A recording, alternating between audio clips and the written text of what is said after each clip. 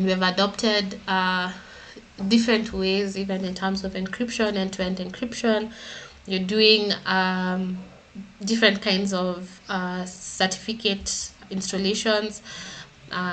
If we look at right now, everyone wants to use now a third-party signed certificate when we're doing any form of HTTPS connections. You want to ensure that you're having a repository of certificates.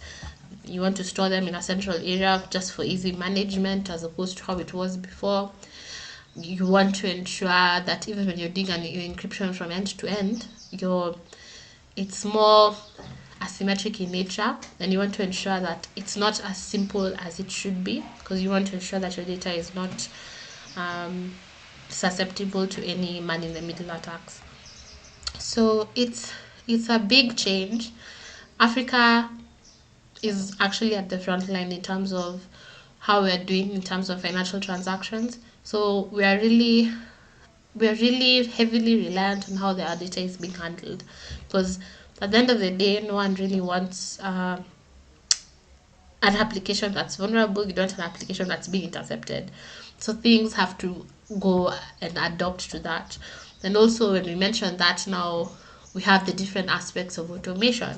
So right now, if you want to spin up a server, it's very simple. It's very easy to spin up a server with all the security controls in place, because you pay your cloud provider, and they give you these various security features in place, and your servers are now set up and hardened in a specific way, as opposed to how it was before, where maybe you had to now do the manual hardening of your servers.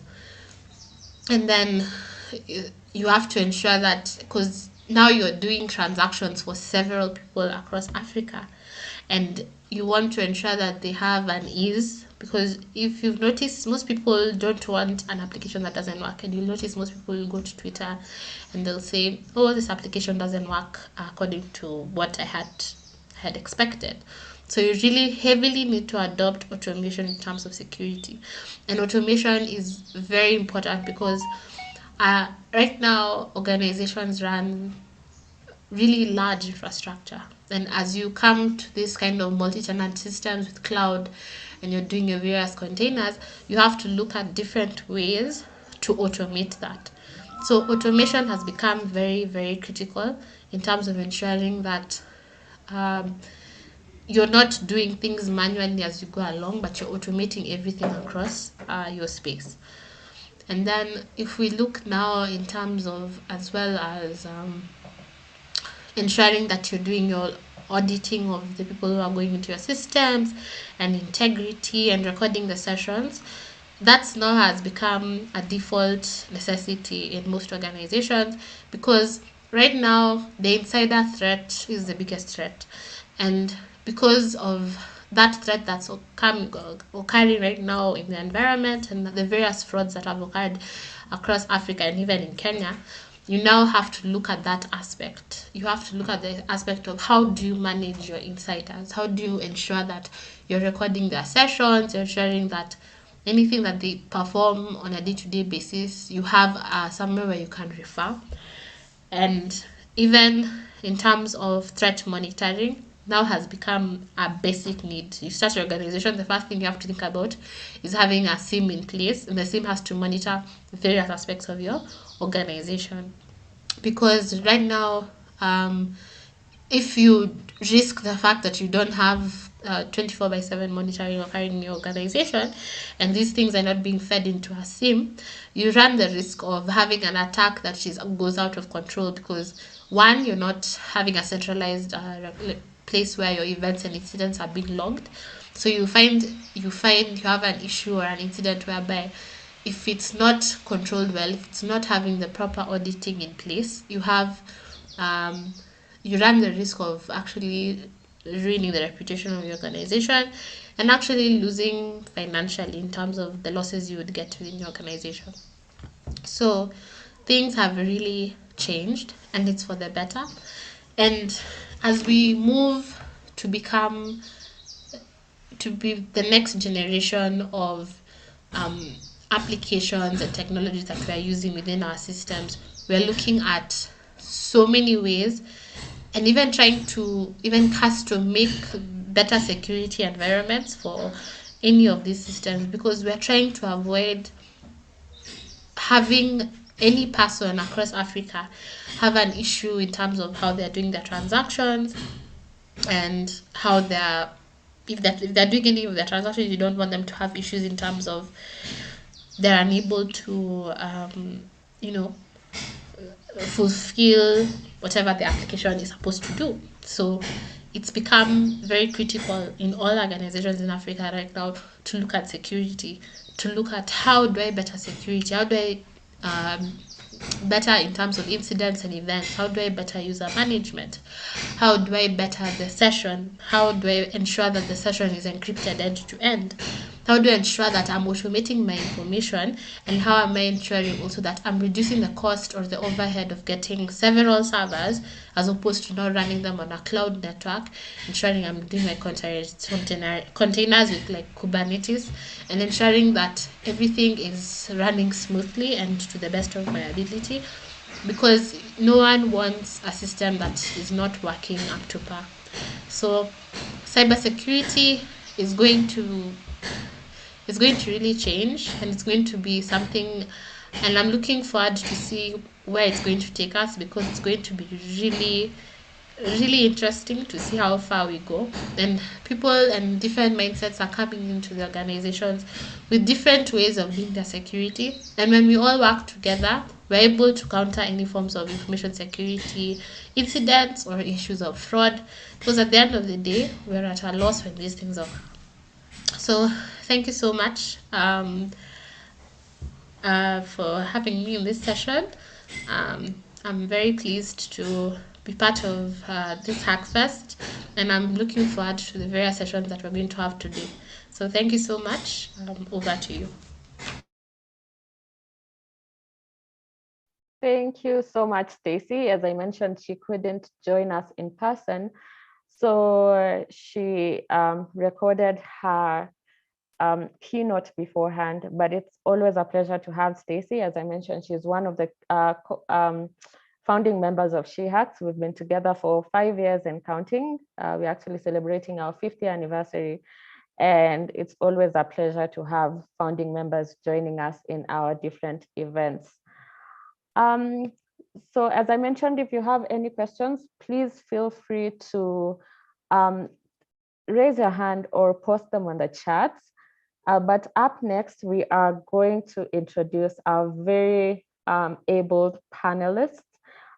These are 5 women from 5 regions in Africa, and I am going to just mention their names, but they will introduce themselves further. So we have April representing Kenya and East Africa. We have Confidence representing Nigeria and West Africa. We have Kenza representing Algeria in North Africa. We have Chipo representing Zimbabwe and Southern Africa. And we also have Mimi, who may not be based in Africa right now, but she is representing the Democratic Republic of Congo and Central Africa. So as you can see, we've got panelists from all across Africa, and we just want to understand the state of cybersecurity in the continent.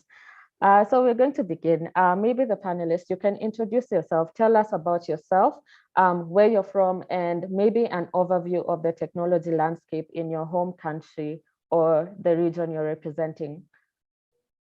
I can start with you, April, because you're first on my screen.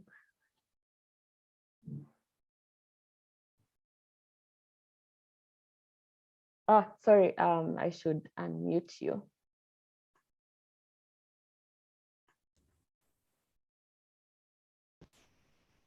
There we go. Okay, hi everybody. As I have been introduced, I am April Oichoy. I'm the Managing Director, Infosphere Limited, which is a cybersecurity company based in Kenya. I am also the Data Protection Manager at MSF Spain, but for East Africa section. So I sit in many capacities. And aside from that, I'm a cybersecurity professional. I have over 12 years in cybersecurity. And yes, I come from Kenya, where the technology landscape, let me just say that we have been forced onto the cyberspace. I feel like we've been forced onto the cyberspace by the recent pandemic. And maybe we were not quite ready at the time. So we've been pushed onto the cyberspace. Our infrastructure is not that up to scratch. For example, I know Kenya actually has considerably good infrastructure compared to other regions. That's technology infrastructure, let me say that. And aside from that, also Africa is noted for mobile device usage. So the penetration of mobile device usage in Africa is quite high. And internet usage in Africa may not be that high from the computer perspective, but from the mobile device perspective, internet penetration is quite high in Africa. So basically, our threat landscape in Africa, because as we speak right now, we have a population over half the world actually has access to internet. And we are 7.5 billion, over 7.5 billion people in the world. So if we have half the people in the world actually having access to the internet, focus. Okay, so if we have half the world having access to the internet, that means that that's how our threat landscape looks. So let the rest of the panelists introduce themselves. As we get into this discussion, we are actually going to talk more about that, and particularly the threats and the issues that we are facing as a continent in Africa. Are we ready to compete on the global scale? That's a question that we actually should ask ourselves and we should talk about. Thank you so much for having me. It is a pleasure to sit here and discuss with all these fabulous women. I look forward to this. Thank you. Thank you so much, April. It's always a pleasure to have you on board. Next on my screen is Chipo. Maybe you can talk to us about yourself and the technology landscape in Zimbabwe and Southern Africa. Hi, folks. My name is Chipo Karwi. I am from Harare in Zimbabwe. I work for Digital Society of Africa. We work primarily in Zimbabwe, but we do cover some countries in the region, the South African region. We do a number of things. We do organizational security audits, and we provide digital security awareness trainings. We also do technology analysis where it's necessary, but mostly provide organizational security posturing improvements.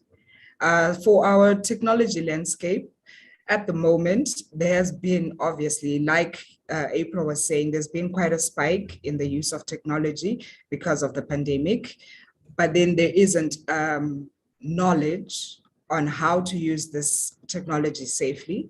But there has been quite a spike in the adoption of use of technology in the region. And we are hoping that with time, there's going to be some literacy and awareness that is raised through that. Thank you. Thank you, Chipo.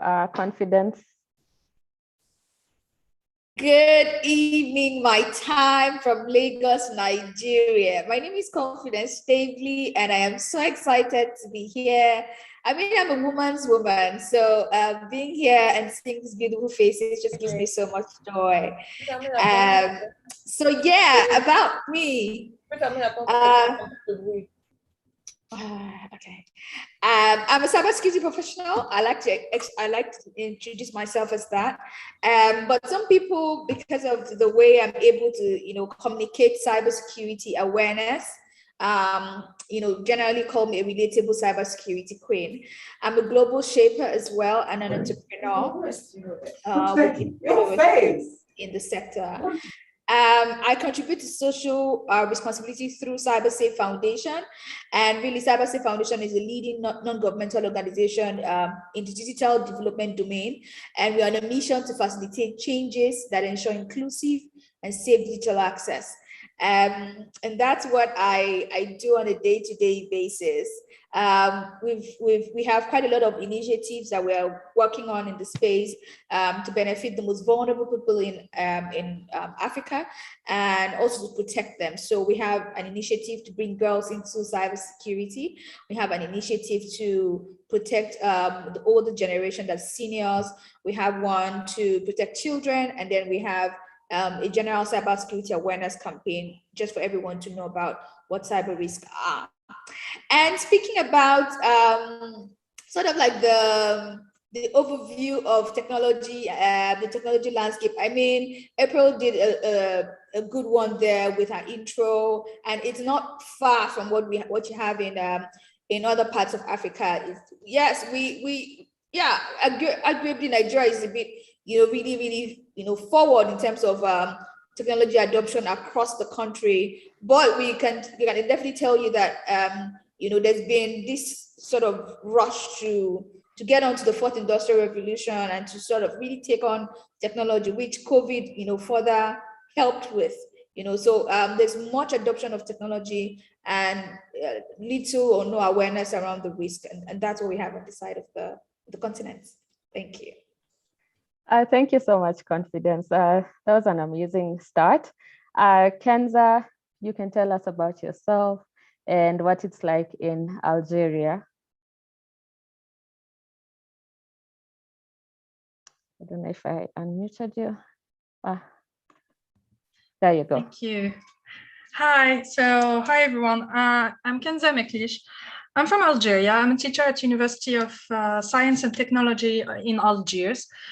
I'm one of the few people that helped put in place the first master degree in InfoSec in my university and in the whole country. It was the first one to exist in my country.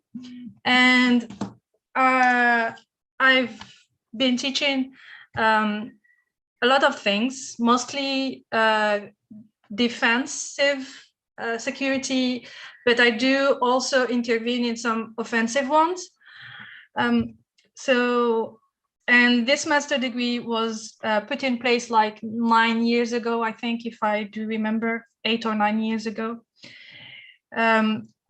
So the landscape in my country and in the region is really depends. So if we go with my country, it has been a few years already that a lot of Algerians have their internet connection through mostly their phone. There is still a lot of people using the internet through their computers and so on, but mostly on mobile devices. So in the region, it's more or less the same, apart from two countries, which are Libya and Mauritania, which are unfortunately not really on par with the rest of the North African countries. The pandemic has literally put things more like the other women that are with me here said, it boosted even more the adoption to technology to even people that wasn't using it before. And I'm really happy to be here with all of you, and thank you. Thank you so much, Kenza. Next up, we have Mimi. Let me just unmute you. There. Hi, my name is Mimi Page, Mimi, and I am from the Democratic Republic of Congo, but right now I'm in the US. I do work for I do contracting support for the US government through EY. And currently my work is in third-party security. So I, make sure that every third party that we have contracts with, we have the right controls in place and do a lot of testing, compliance and privacy. So I'm more on the compliance and privacy side of things. And I do have about 12, 15 years of experience in that area. But I do also have a background in IT, accounting and finance. So most of the systems that I do deal with are in finance and accounting. So those are the systems that I kind of look at. Oh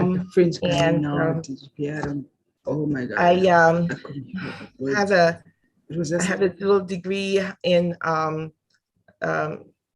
cybersecurity and global compliance policies from the University of Maryland. So that being said, I had to do a bit of digging about Congo, where I'm from, originally from, and see what the landscape is. I, kind of want to say that we are lagging a bit behind. However, the private sector is the area or the organizations that, kind of lead the way a little bit. So what I'm going to say from the government perspective, we're still trying to define even what the legal framework should be. What is cybersecurity? What is a cybercrime? Because everybody has kind of have their own definition and so on. And like I said, it's really ad hoc at this point, where there's a lot of private firms that define their security based on, I guess, the NIST or ISO, but there's really not an approach, a national approach, if I can say so. And really the concept of cybersecurity is kind of non-existent in general, even though the private industry is kind of leading the way. Just as an example, you will hear that the cybercrime for them is revenge porn, for example, and then they're going to talk about cybersecurity from celebrities or politicians, and they want sanctions right away. So we haven't really defined what all that is. There's a lot of misconceptions around that, and so I want to say that we're a bit lagging behind, but I guess the takeaways here is that the private sector is trying to do better. But the pandemic has helped us, get more online, use more technology. What I've seen so far is that, there's that desire now to create that legal framework. So I've been part of that effort with other of my colleagues, to kind of help create that legal framework.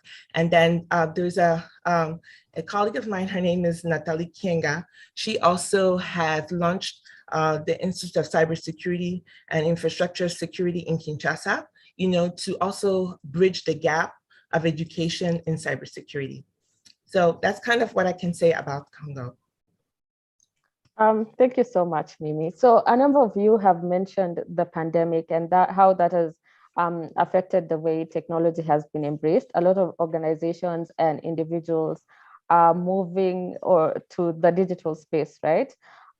So how, from your perspective, has the pandemic impacted cybersecurity in terms of new threats that have come about as a result of that, and also the new opportunities that arose due to the pandemic in terms of cybersecurity? Anyone who wants to take that one? Yes, I want to. Okay. That's a very interesting question, and I like the fact that it comes from both the threats and the opportunities perspective. I want to start with the opportunities. I mean, there's never been a time when we've had this much cybersecurity conversations ever.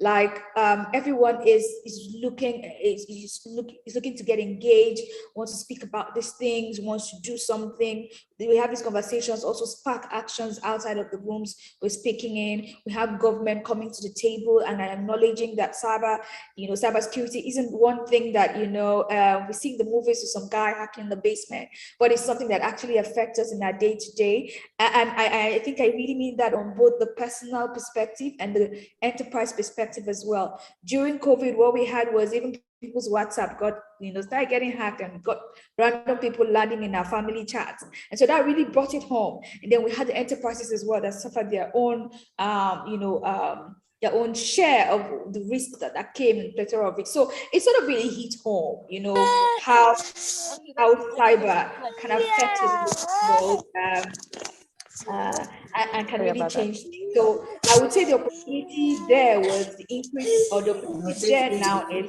the increased engagement, increased conversations, and increased actions that are coming out of,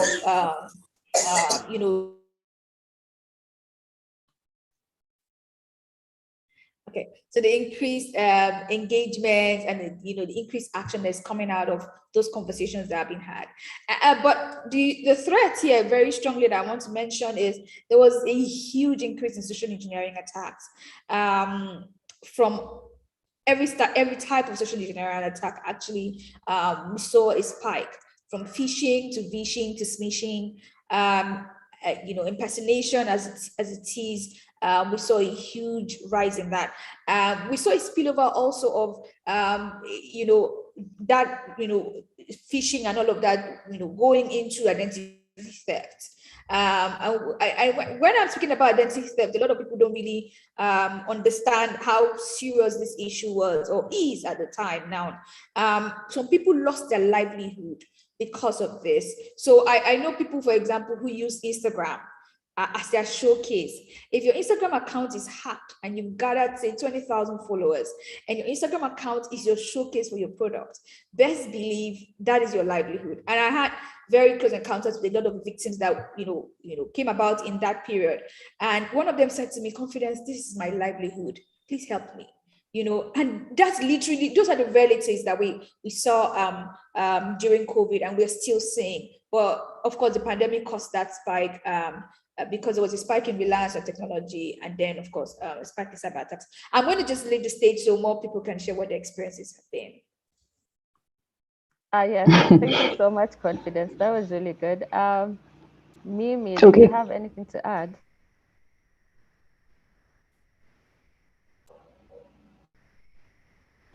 Okay, while Mimi is gathering her thoughts, I can just add on to what Confidence has said. The other opportunity that we have seen, so let me just start with opportunities, just to pick up. The other opportunity that we have seen is that governments have started fast-tracking regulations around cybersecurity, because now they have realized that if everyone is actually moving onto the cyberspace, and this is the way that we are going henceforth. And remember, it was not just corporates, it was not just adults, there were children. Our children had to start attending classes online. There were teachers who did not know how to handle this whole new situation that has been thrown onto them, and they just have to adjust and move on. So we could see a case, and it's not just Africa, it was a global case of management by crisis. People had to learn on the job. People had to discover what to do. People had to discover how to use technology and how to work with technology and how to make it work. The unfortunate thing is we always consider functionality over security. That is just how it is. Always we consider functionality over security. Because if you find yourself in such a situation, things must go on. Work must go on, education must go on, business must go on, trade must go on. So what do? You embrace the mobile applications, you embrace the internet to sell your products and to conduct your activities. However, most people are not tech savvy. How many people even in cybersecurity actually understand the workings around what happens in a mobile application, for example? Integration of applications. A lot of people do not understand the sinks and sources where your data is moving in the internet. And so there was that. So we saw, and I wouldn't say there were new threats per se, I'd say that the focus shifted. The focus actually shifted to the threats or to the vulnerabilities that became more exposed when people moved onto web applications and people moved onto cloud applications. And remember, now we have a digital, what do we call it? We have a digital workforce, a remote workforce. People are working from home. So people have to connect to corporate websites. A lot of people are still using their personal devices at home and at work. That significantly increased the threat landscape. And a lot of people started using phones more, even children who could not, we are talking about Africa. So there are some children who actually had to access class and education using their mobile phones. Now, we know the issues that we have with our mobile phones. How many people actually click on that when you receive a notification that you need to patch a software bug on your mobile application? How many people actually do that? Even on the computer, how many people just schedule it for tomorrow? I'm a cybersecurity professional, and I have to admit that sometimes when I've just had it and I'm tired, and I'm like, you know what? Tomorrow, this update can be done tomorrow. Now imagine we who actually understand these things. How about the mass and the magnitude of people outside there who don't? And another thing about us is another thing I found about Africa is we are so generous with our information. Oh my God. Go to Twitter, go to Facebook, people just give out their information. If I'm pregnant today, I'll post a picture of me pregnant today. I get my child next year, I'll post a picture of my child with their full names. How many synthetic identities do we have? We know we use mobile applications a lot. There has been a spike in stalkerware, where people have actually gotten your digital identity, as stolen your identity, as Confidence was saying. People have stolen your identity. They have taken that identity and created a synthetic identity of you. Now you have gone and exposed information about your whole family. So you have a whole synthetic family outside there who are masquerading as you people, who have your email addresses, who Facebook has actually given more access to your data through the recent hacks and the recent and all that stuff. So we can see that there was a shift in the attacks and how they are perpetrated. A lot of attacks over the years have become more concentrated on personal data, and that's why regulations are actually governments are actually racing to ensure that regulations are put in place, because personal data, there's a friend of mine who keeps saying, if an organization cannot tell you what is on sale, you are the product. And that is the truth. You are the product, and the product is what? Your information. So what the pandemic has basically created is a shift from the physical space. So you want to move from the physical space, there's been a push, digitization, make your business become an e-business, etc. So we take all our sensitive information, we take all our sensitive data, we move it from the cyberspace where it is reachable by only those people who can reach your office or those people who can reach your house, and we have put it on the cyberspace, which half the population of the world actually has access to. That is the kind of threat landscape that we are looking at, and it is a serious thing. So much as we are chasing functionality, security has to be at the key of our thoughts. And I like the fact that Confidence has said that we have never had this much cybersecurity discussions before, which is true. People have actually woken up to the fact that this is actually a conversation that needs to be had from the top to the bottom, to the grassroots. My question is, though, yes, the few people who have had this conversation have been having them consistently, but are we singing to the choir? That's my question. I'll leave it there. Thank you so much, April. That was very passionate and very insightful as well. These are definitely questions that we should all ask ourselves, and also the stakeholders. And I like that you talked about data privacy and data security. And someone else on the panel mentioned something about government stepping in and trying to come up with policies that can protect us. This leads us to our next question, which was sent in by Christine Wambiru. And she was asking, I think, April, you kind of answered a bit of this, but she was asking two major questions. What is the state of data security in Africa? And what role do you think the government should play to ensure data security of its citizens? Maybe we can go to Chipo or Kenza. Yeah, hi. So the government, so to go with the second question, the government in our countries, at least for North Africa, they didn't do much. So there is regulation, there is a legal regulatory environment, but it is rather weak, at least in Algeria and in North African countries. Apart from Mauritania and Libya, where there is almost none, but that is another thing. So the problem here is, for example, in Algeria, we can talk about image image of people. You can take an image of someone and put it on the internet, or you can go to jail. It's almost 3 years of jail if someone else put your picture, and also a fee that you have to give. But in terms of preventive actions, there isn't really enough of it. Like, apart from some trainings that you can find, but those are trainings that are given mostly for technical people or for people in enterprise.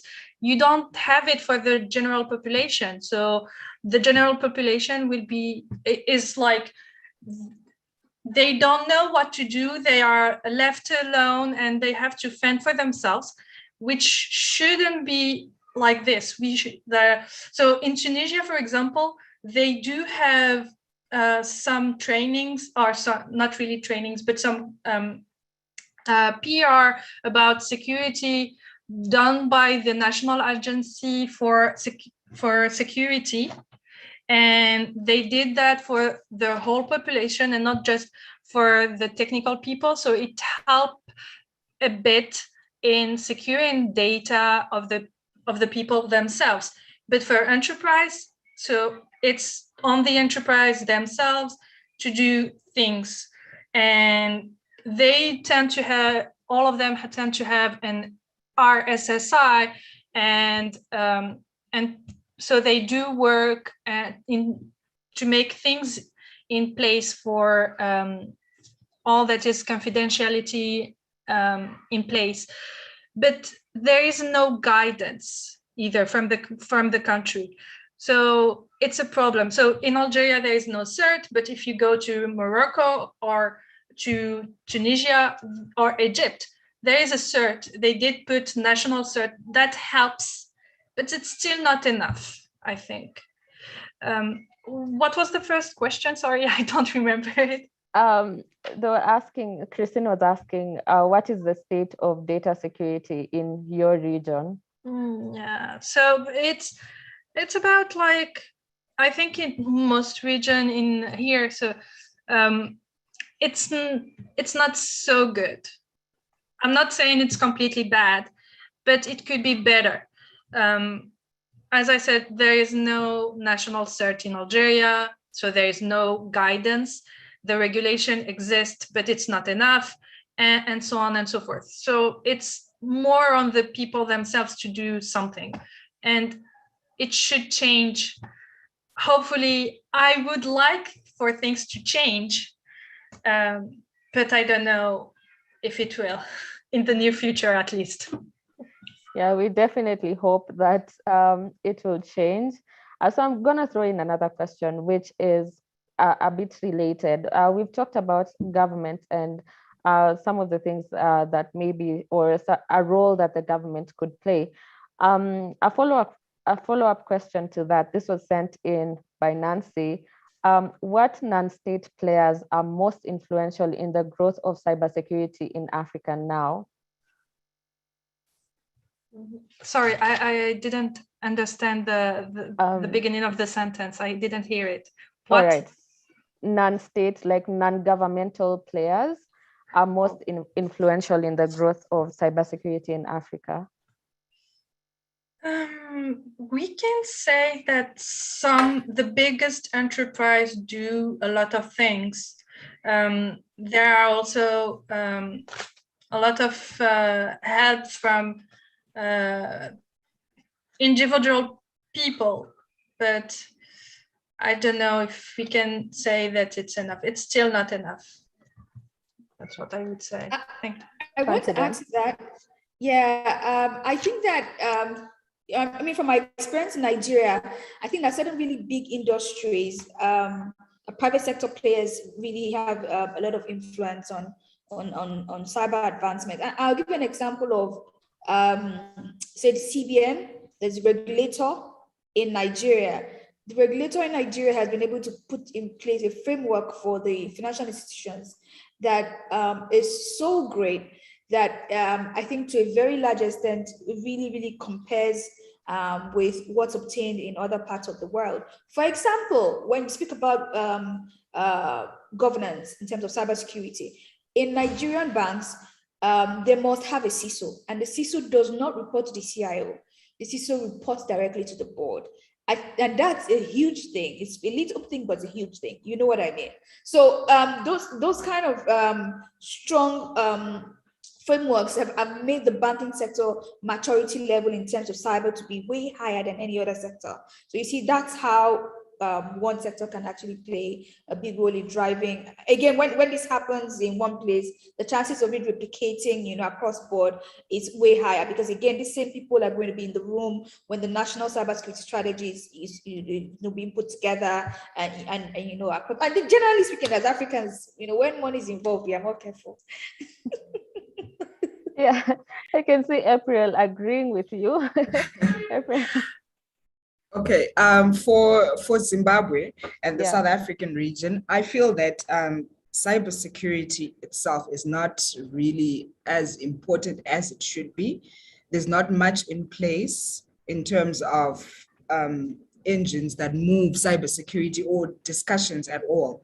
But the government did put in place a cybersecurity bill, which has been up for discussion for quite a while and has finally been pushed through. The unfortunate part of that is that the government is putting in place policies and regulations that the layman does not understand. So there's a policy in place, but then people don't understand what the policy actually regulates or how it works or what it actually protects them for, how it works for them. So I feel like government should put in place an agenda to put it on the forefront to explain exactly what it is they're talking about, so people can actually understand the policies that are there. You find with Zimbabwe, they did a really good job with sex education. You see condoms everywhere. There's talk of sexual diseases and what have you. So that actually worked because everyone got into the discussion. If they could do that with cybersecurity, put it on the forefront, talk about it every day, then that would actually help people understand what it is we're talking about. So I kind of want to talk about Congo as well. Like everybody said, there's non-existing policies, no law. And like I mentioned before, right now, we're trying to create that legal framework. And it's, trying to be adopted by the Senate. It's, more left to the private sector to lead the way, to I guess, make people aware about what is going on. So, there's no framework, there's really no control per se. I want to, but like I said, the private sector is trying to lead the way. There's a bit of awareness. And what is so interesting and weird is that, people have heard about cybersecurity, but, or cyber crimes, but they've defined it in their own way, right? Like if your video gets leaked online, right? So then, cybersecurity issue, now we need to punish, and so on. And that's the extent of what it is. So there's a lot that needs to be done in Congo. There's really no culture, I don't think so, of security in Congo, from infrastructure to even, privacy. One thing that I've also noticed is that we have a huge problem when it comes to fake accounts, fake news, fake accounts. I mean, if the US had gone through that with the elections, I mean, in Congo, we, I guess, thrive on that, the false information and false news and all that, and false accounts and so on. So you don't really know where you're getting your news from. And, so things like that, we're still in some kind of way, that has helped bring awareness, that we have a security problem, but it's just, it's to that extent. So, I just want to kind of say that we have, it almost feels like we have a different problem, but we need to extend it and create more awareness, have companies, organizations, government adopts more, a security mindset. Yeah, that's a very good point, Mimi. And Christine has another question about the government and the continent's lack of policies and effective response. So she's saying one of the biggest problems we are facing as a continent is the lack of effective response from the government and the lack of knowledge of the raising cybersecurity issues. Do you think Africa is ready for a massive cyber attack, such as an APT or something? Do you think we're ready? April? Okay. Let me take that and let me just comfort Kemba and me. Please, much as we are talking about East Africa and Nigeria and South Africa, we are not very far from where you are. So, to answer that question that has just been asked, Africa is ripe and ready for attack. Because look at it. How much continental data do we hold? And what drives the world's economies? Think about it. What drives the world's economies? It is data. We have people, organizations from out of Africa who are coming to harvest our data and give us reports on our own data, yet we do not have sufficient organizations in Africa to find out and mine our own data and tell us what we have on the continent. So our data is mined, it's harvested, it's processed, and it's sent back to us. So the other thing is Africa relies a lot on donations, grants, etc. Look at our Africa Union, built by, we didn't know what was happening, information was just being tapped. I'm just talking as a cybersecurity professional, and I'm talking about the things, the realities that we are actually facing. So we get a lot of donations. Donations come into Africa, machines, blah, blah, blah, whatever it is, but we do not know how much information we are actually giving off. And the issue of enforcement of regulation is a big issue. So yes, some countries may have policy, Mimi and Kenza, they may have policy. The government may have come up with the regulations. The issue is effective enforcement of the same. Okay, in Kenya, for example, we have a cybercrime bill, which some sections of it were taken to court and some, so basically it's not functional. So it's there in name, but it really does not exist. And these are the issues that we are facing.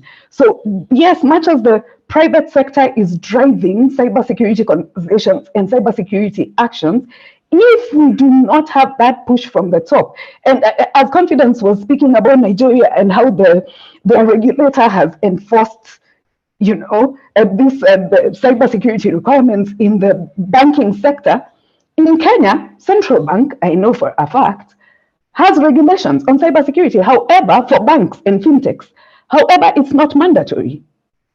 Okay, so yes, organizations are required to have CISOs. Now here comes the problem. Cybersecurity is a relatively new thing, I would say between 10 years to 15 years in Africa. A lot of people have not had enough experience to get to CISO position. Where are you going to get all those CISOs for your banks? This is a real problem. And right now, a research by Kaspersky actually put Africa on the same scale as the rest of the world, as the rest of the Western world. They said the hits that Africa is experiencing are now equal to the hits that the UK and the US are experiencing. So yes, we are at a place where we are just ready. And the problem is we are not proactive. In Africa, we are reactive. At least 80% of the companies are still reactive. We wait for something to happen, then we respond to it. Instead of creating cyber resilience, where we are looking at defending our networks and reacting, we are just waiting to react. So you'll find that it's the big companies who have actually put cybersecurity controls in place. But look at the SMEs. They are rushing to embrace technology. They also have products that they're selling. They have information. They have personal information that they're protecting. But who is the voice of SMEs in Africa? Who is the voice of academia? How many universities do we have at least in Algeria, you have a university that's actually offering cybersecurity. Yes, in Kenya, we have maybe 2 or 3. Core cybersecurity as a course in itself, maybe 2 or 3. However, this is still a huge issue. One of the things that the government needs to actually tap into is education, because without education, we cannot compete on a global scale. We are being attacked by threat actors in Russia, in China, who have the resources, who have government backing. We do not have the skill set, we do not have the resources, we do not have government protection. So we have to come up, even as a citizenry, to start demanding some of these things. You know, in Africa, we have to start asking questions and asking relevant questions that will actually push the formulation of relevant policy that will help the continent. That's my 2 cents. Thank you so much, April. Yeah, definitely. In terms of education, we have very little education in cybersecurity. You've actually mentioned the only 2 major colleges in Kenya that are offering cybersecurity as courses, and both of them are private. There might be a number more, but the only 2 that I know, and both of them are private. So that really shuts out a good number of people who would like to take up cybersecurity as a course. Yes. Any addition to what April was talking about? So I kind of want to add that in Congo, I can only speak with Congo, and this is more not me experiencing it, but more digging and asking questions. So we have an issue of even interconnection, right? Or like even systems talking to each other. So it almost feels like cybersecurity is not our problem yet, you know. However, again, it's more on the private sector. But you know, that's really, you know, where we are. But you know, I asked the question about, you know, like Comfort said about, you know, our mobile devices. I mean, I can confidently say that in Congo, we are on our mobile devices. You know, although connection is another issue, but, you know, we're on our mobile devices, and, you know, that's maybe where security needs to focus on for us so far, because we have like a different issue, not cloud security yet. We're not, you know, network security, all that. It's, you know, it's coming. However, it's really maybe not at the forefront. Maybe some private companies, you know, are facing those issues, but again, they're left alone. So they kind of create their own policies, and, you know, we can't really prosecute any crimes or any things like that. So, but yeah, so the focus right now might be maybe, you know, on if they, you know, in terms of opportunities, if like a firm would come to Congo and, you know, create like some cybersecurity solutions, you know, of course they can go into the cloud security, the network security, and so on. But I think the focus will be more on mobile security for us. Yeah, that's great. I think also for us, mobile security is something that we really want to focus on as people in the industry. There's a lot of stuff that people do that put them at risk. So that's a conversation that we should have. Clearly 45 minutes was not enough for all this. We have a lot to tackle, but there's one thing that I'm very, very passionate about, and which is the foundation of She Hacks Kenya. A few years ago, you wouldn't get a panel like this, just an all-women panel in cybersecurity, and there's still a very wide gender gap in the cybersecurity industry. What are some of the things that we could do to close this gap and promote inclusivity in the cybersecurity industry in all of Africa? I'm going to let each and every one of you maybe answer that. Okay, so I just want to start because it's also something that I'm sure we share in common. And I'm having the time of my life. This is sort of like the first time I'm doing something specifically for girls, and it's been a mind-blowing experience. So what we've done with Cyber Girls, for example, is take girls between age 15 and 21 and put them through a fellowship to gain cybersecurity skills. What we have seen is these girls in no time have evolved from having close to zero digital skills to actually using some of the very some of the everyday tools cybersecurity professionals use. I mean, the girls are beginning to, analyze network traffic using Wireshark. They're even automating these things with scripts as we speak, and doing a lot of things that, before now, even I am surprised. So I'm sharing that experience to just buttress the fact that girls, if they're shown this option, this path, and a lot of these girls that came in never at any point in time sat down before CyberSafe Foundation and said, you know what, I want to become a cybersecurity professional.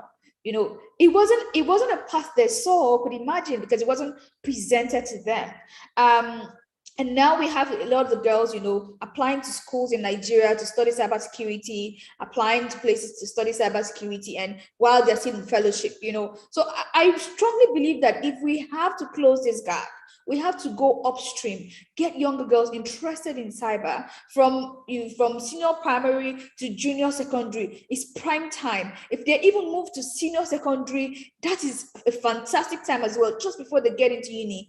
And we have to do this and not wait for government. I mean, in a different part of the world, going to universities, going to secondary schools, and just go in and speak about these things, even on career days. That could be something you do, to go to the community. And very, very strongly, we need to not get too busy to mentor people. Mentorship is very important if we must close this gap, because we need to hold these girls' hands and show them these are the things to do, this is what to do. And as women in the space, we owe these girls and whatever we're trying to solve in terms of the gap to do all of these things we've mentioned. And again, if government is supportive, the effort is amplified really. But I'm just going to wrap up by saying that we need to go upstream, get more girls, open the door and show more women and girls this path, that this is an option. And if they're interested, they go on it, instead of just not knowing that, okay, this is something that may interest me and maybe venture into trying it out. Thank you so much, Confidence. Chipo, maybe you want to add something? Yes, I actually wanted to say that I agree wholly with Confidence. I actually did start an initiative with my alma mater called Ladies in Technology, where we do visit young girls in remote areas, peri-urban and rural, to try and get them interested in cybersecurity and technology. That actually has brought quite a few girls into the field. We found that I think so far we've had 8 girls from one area go into technology, from mentoring them from when they were like in a primary school education, which is really great. I found there are so many initiatives like that that are being started by Ladies in Technology. There are women like Tariro, who's done that in a different province in our country, and another lady called Mrs. Saungwenye. She's also doing Zim Girls Code, which is amazing as well. I also feel that sometimes as women, we take a radical feminist approach to getting women into the cybersecurity space. We need to not forget that there are also some very open-minded men who have the capacity and can help with capacitating young girls into this field. So yeah, I think that's something that we should also look at. Yeah, thank you so much, Chipo. Mimi? Yes, like I said, I work in the, for the U.S. government, and most of the time I find myself being the only Black woman, in that environment, among white men, or if there are women there, it's the only African woman, so not always, but, in most of the projects that I've worked on, that's how it is. So, it's not only girls, but women in general. We need to get more in there. And I think the perception has always been that, oh, your cybersecurity must mean that you are a nerd, or you look or know this, you're so intelligent, and which it definitely does require that. But I think putting more faces, Comfort, April, all these women are cybersecurity experts, and they're like me, and they just studied took exams here and there and did some lab work. And then, they do research and, kind of know what it's all about. So putting more faces to cybersecurity as women, as girls, that would help.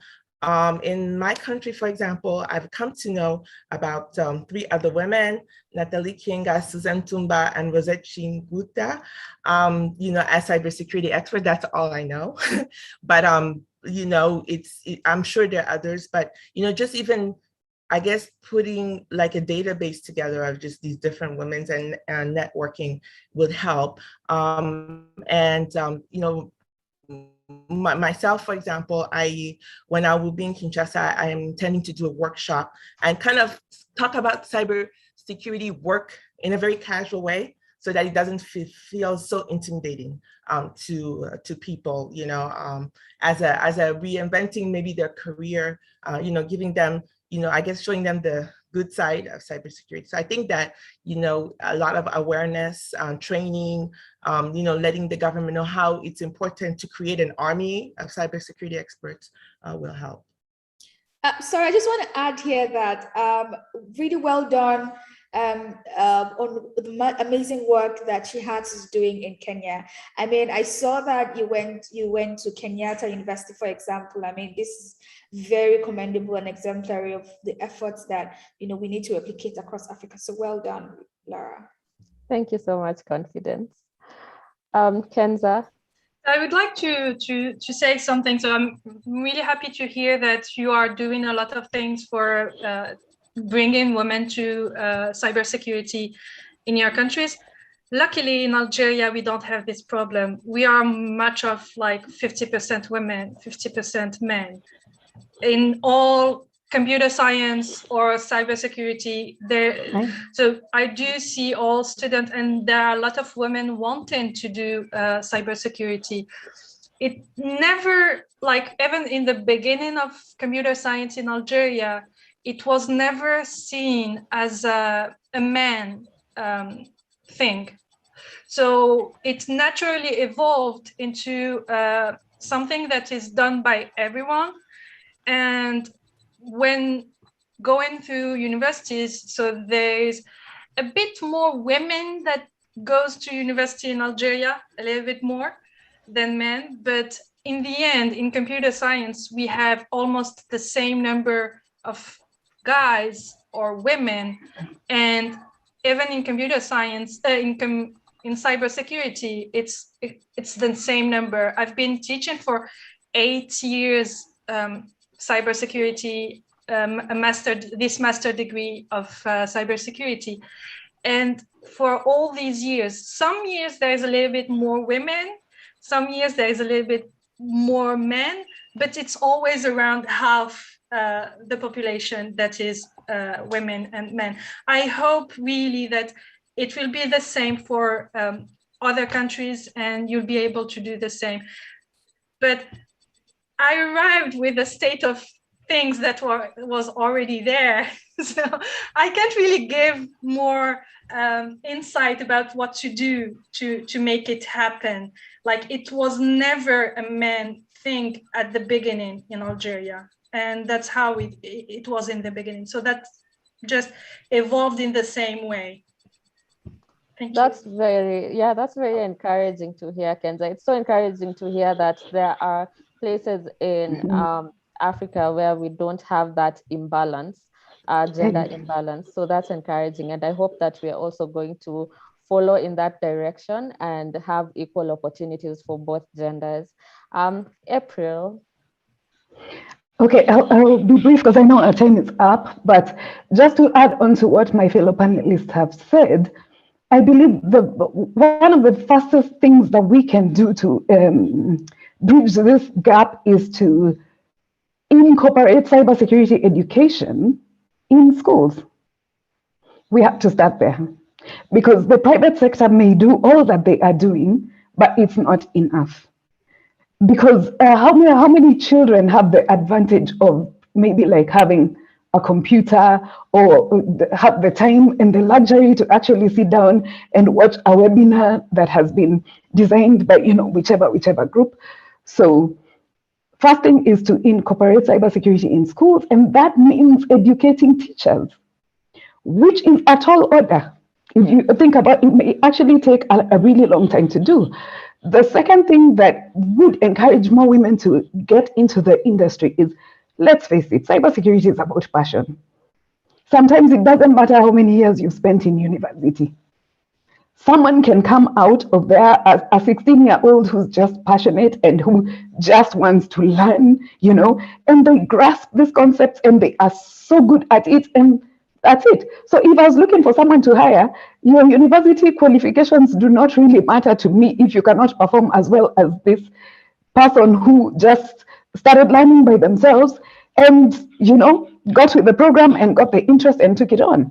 And another thing that we need to encourage is there are so many, for those, at least for those who can access it, there are so many cheap courses right now on cybersecurity. It's unbelievable.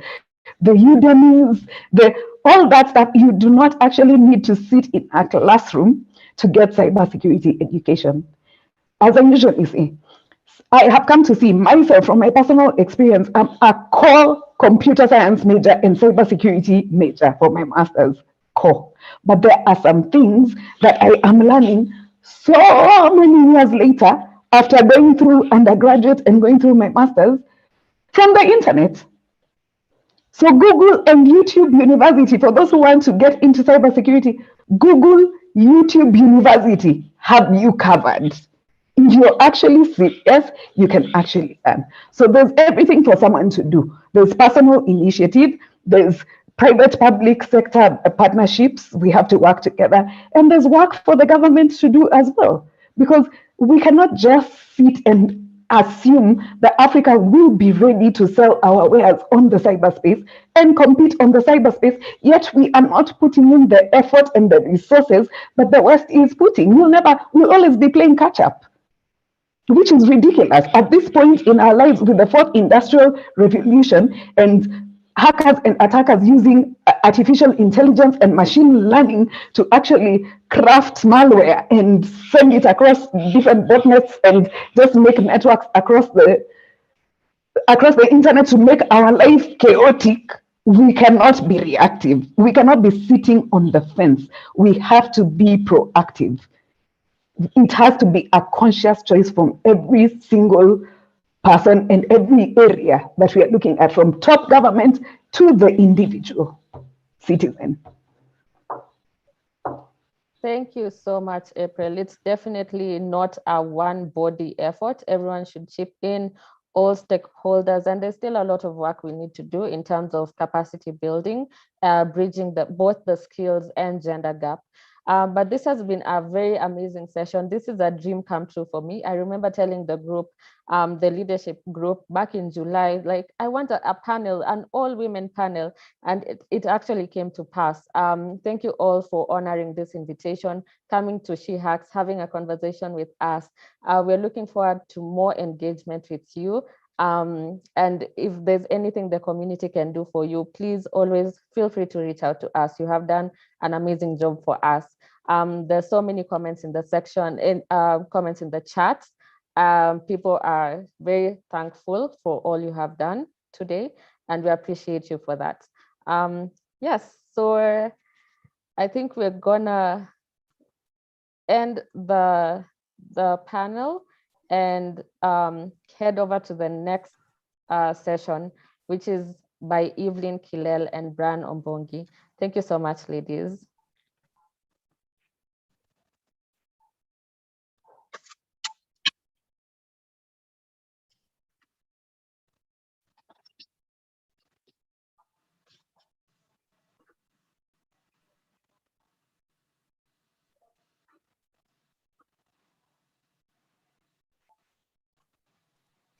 Hi, Loja. Hi, Eve. Yes, so I want to welcome you for your session, and it's something that was also mentioned in the panel. So it's a great, it's a great conversation that we're going to have. So yes, up next, she needs no introduction because she's also a founder at She Hacks. Evelyn Kilel and Brian Ombongi, they're going to talk about embracing secure cloud technologies in Africa and hopefully they're going to take us to the more technical bit of things. So welcome, Eve and Brian. I think, Laura, you can ask Brian to unmute. Yes, thank you.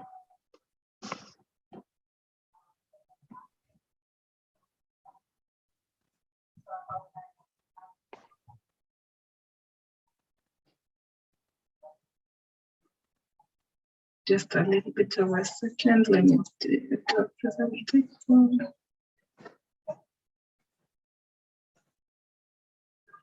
Can you guys see my screen well? Yes.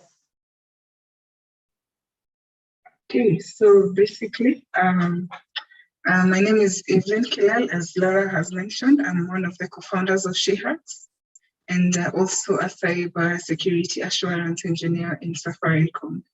So my key day today is to test the different go-to-market projects. Over to you, Brian.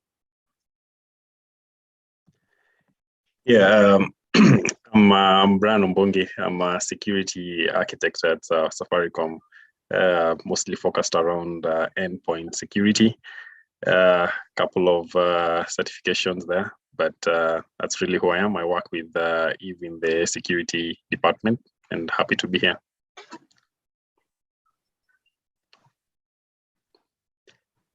Over to Eve. Thank you, Brian. I think since we are almost out of time, I'll jump into the different sessions we're supposed to cover, or the different elements in what we're supposed to cover. So a little bit to bring you up to speed in terms of cloud security or cloud model. So for the different cloud platforms that we have, either GCP, Azure, or AWS.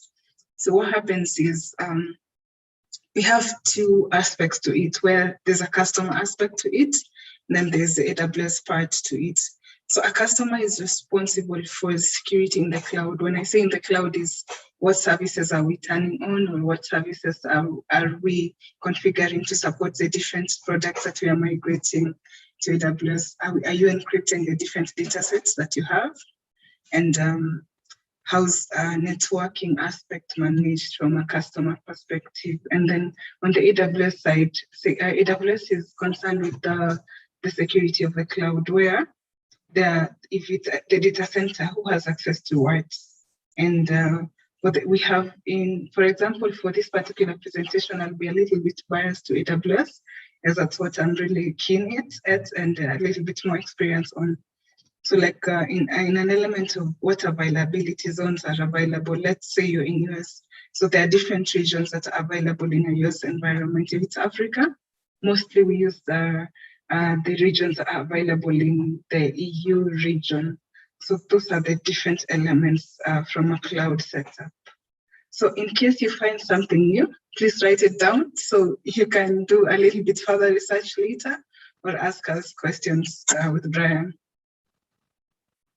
Okay, so what is cloud security, or what are the different elements that you can look into security in cloud?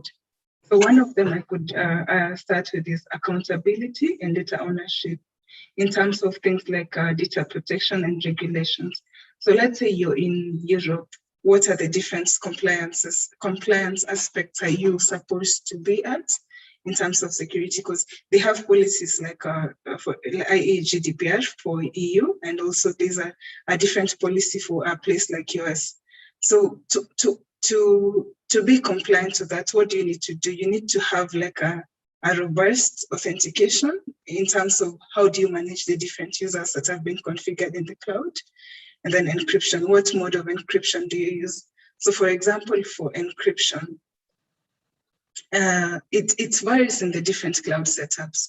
In AWS, you'd use something called key management service for the different, let's say, databases that you've set up there. So you use that to encrypt that database, because you need to encrypt the different customers' data. And then secondly, user identity. How do you authenticate to the different cloud services? Is it access keys? Is it username? Or is it username and password? Or would you need any other form? Or do you need MFA enabled for those particular access mechanisms in place? So yeah, any questions out there, feel free to share on chat. So moving on.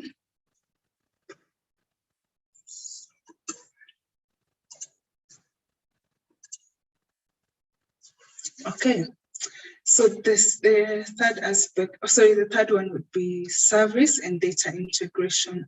So with this, a little bit of more details to it is what data are you migrating to, and are you pulling from cloud? As in an almost all setup, when you want to move data from one place to another, when you want to set up an environment in cloud, it could be an existing environment and you want to migrate it to cloud. How secure is it that you're moving that data? For example, in AWS, you could use something called Direct Connect to migrate data from on-premise site to cloud site or vice versa. And there's also the element of, are you encrypting that data? As I think most of the speakers have explained a lot around data protection to what we are doing. So how is that data encrypted and is at rest and both in transit? So for transit, it's a little bit simple in terms of you can use TLS, which is kind of global. You can use that in on-prem. At the same time, you can use it in cloud or whichever platform you are at. And then in terms of data at rest in cloud, we have Azure Key Vault and KMS for AWS. Again, KMS is Key Management Service for anyone who's a little bit close to that. And then there's an element in setting up staging sites, which is non-production environment exposure. So for staging sites, what happens? They're less secure than the production sites because that is where all the tests are done, and you can leave like keys, authentication tokens, and it can be exposed eventually, which would lead to data loss and also like a customer data compromise. So what happens? What do you need to do for that? So you should harden the staging environment equally as the production environment. Then next is incident analysis and forensic supports. Why do you need incident analysis? It's because it could be when a breach occurs or when an incident occurs. Let's say some user data was stolen from an AWS site, or there was a compromise in terms of access of things like DBs. Someone is able to successfully access your database or an S3 bucket and setup of AWS, then have also audit logs been configured. So among the key elements to support you in terms of incidents analysis is there's a tool called GuardDuty, which assists in simplifying forensics in terms of it could help a platform that has been set up in AWS to identify a breach or stop different unauthorized accesses. At the same time, it can give you a notice in terms of for non-compromised credentials of non-malicious IPs. It has a database of that you can use to manage the different incidences or events that come to your environment. And also, third one would be initial access to S3 buckets. So moving forward, I think I'll hand over to Brian, who will take us through, or are we all interested in now compromising the different mentions of S3 buckets, as I've mentioned, or getting the authenticate credentials or tokens? So over to you, Brian. Show us the magic to get the shells. Thank you, Eve. And just want to thank SheHacks for giving me this opportunity to speak, and thank the previous speakers for that amazing and eye-opening discussion that we had. I want to get into the slightly more technical stuff on how you can break the cloud, basically, from an attacker perspective. I have Eve, if you could allow me to maybe share my screen so that I can. Yeah. I think you have to stop sharing. Okay, good. All right. So, yep, pretty sure you can see it. So, yep, so hopefully it's all good. Yeah, so I was saying I wanted to get into the more deeper technical discussion of how you can sort of break into the cloud, basically, right? I have experience as a pen tester. I have experience around AWS and Azure, but for this talk, I've chosen to slightly focus more a bit on AWS. But the practice or principles still apply anyway in whatever cloud that you want to approach. Just a word of caution, of course. This pen testing the cloud, like any other pen test, be it on-prem, is a very wide topic that we can't possibly cover in one sitting, right? But my hope is that I can maybe show, like, we can take it like a scenario sort of how you could approach a typical pen test in cloud, some of the things to watch out for, and maybe one or two new things that we can all learn. Each section, be it recon, be it exploitation, be it pre-risk, is in itself quite broad and could need multiple sessions to discuss, but I'll just try and break it down in the shortest time possible because I can see our time is fast spent. So I intend to talk about recon, just the typical cyber kill chain on how you could approach it on the cloud. I don't have much experience on the blue side, so I have one slide out of the possible 400 slides that I have. Joking, but we'll try, and as we move along, we can try and discuss if you meet such a thing, how can you protect yourself, or what can you do to stay on the safe side of things, right? So cloud pen test, if I could just kick it off, it's more or less similar to how you could carry out any other pen test, with some slight differences. Of course, there are differences when you look at it from a tool set perspective, but also how you approach it also makes a huge difference on how you'd approach the on-prem one and the cloud one. First major difference is authorization. Now, in cloud, like Eve pointed out in the shared responsibility model, we have two sets of users. We have user-owned services and vendor-owned services. So with user-owned services, typically those are the ones that you are allowed to play with when you're carrying out a penetration testing. Vendor-owned services are typically off. You cannot touch them. Now, some years back or some time back, don't want to put it like years, it's some time back, before you carry out a pen test on any cloud platform, you needed to get authorization from these cloud vendors. That has changed over time just to make it easy for anyone who is trying to do the same. So what is there currently is acceptable use policies, permitted, prohibited services, and basically just rules of engagement, right? What can and can't you do? Typically, the user-owned category of user-owned services category are open for penetration testing, but vendor-owned services are things you want to keep off, right?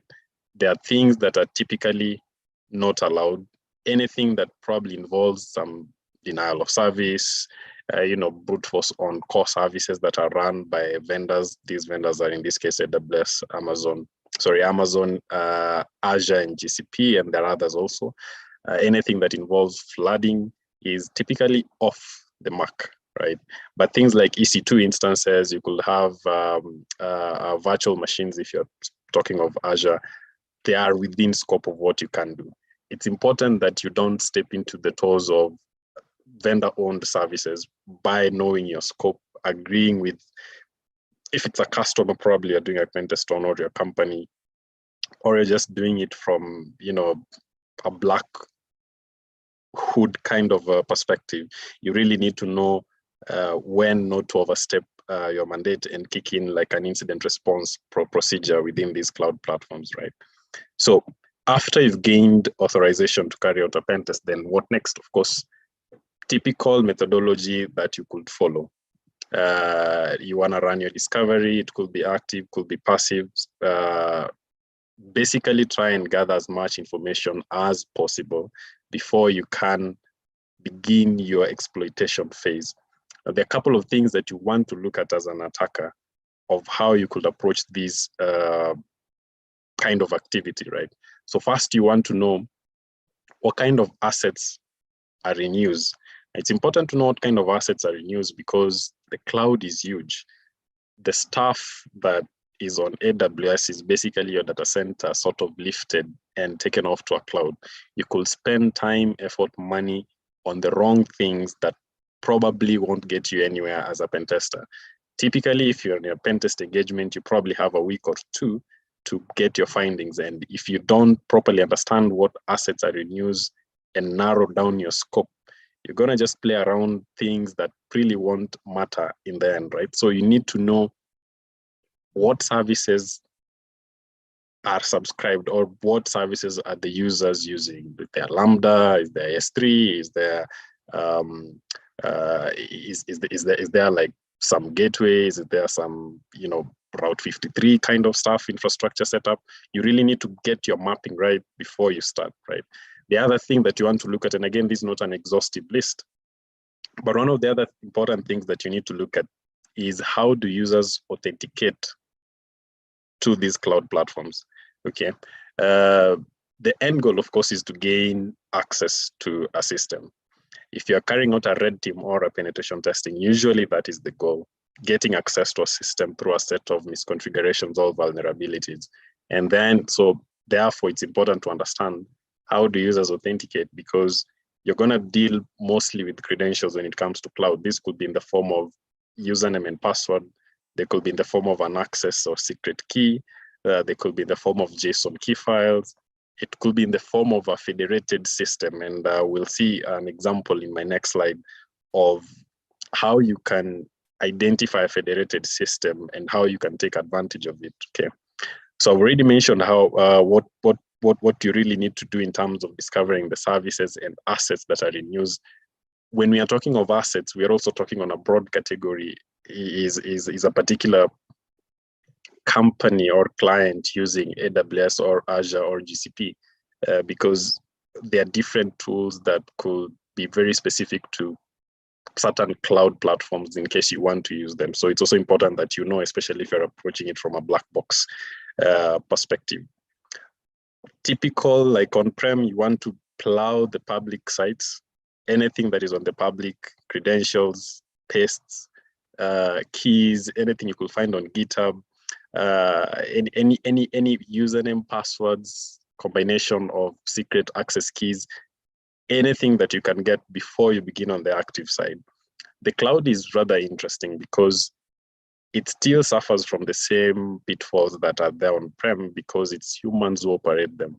But in itself, natively, it tends to be slightly more secure natively before users come in and add misconfigurations on top of it, okay? So you want to cover as much ground as possible in the discovery phase before you get into the attacking phase to save you time in case you get there and you probably need to do like privilege escalation and some information you found earlier could come in handy.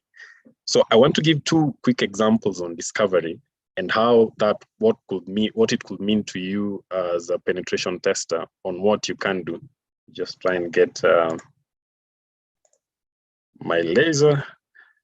Great. So I'm giving a first example of Azure as a cloud platform.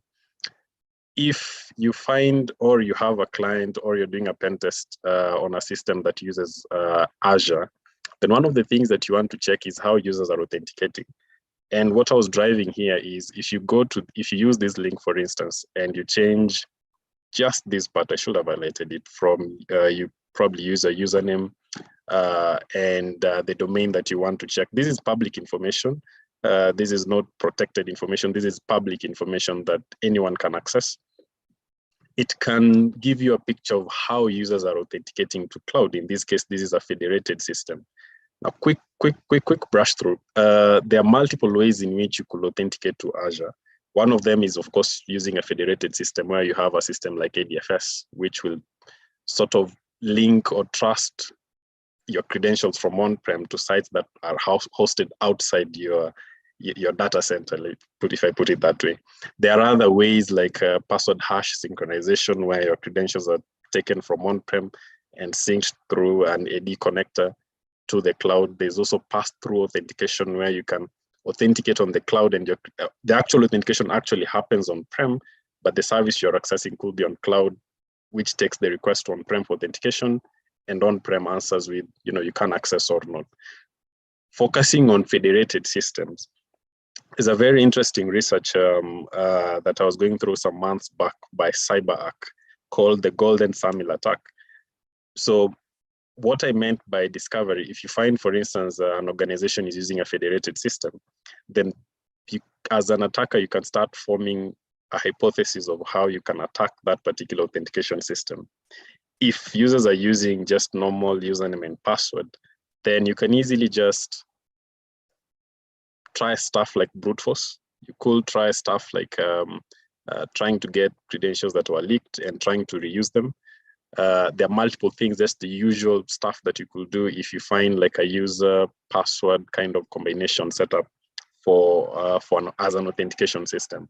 But as a federated system, then it becomes slightly interesting. Now, in traditional pen test, typically when you do a traditional pen test and you acquire domain admin privileges, for example, you can consider your pen test pretty successful, because acquiring DA or other domain admin privileges is kind of the highest kind of privileges you could gain in an environment.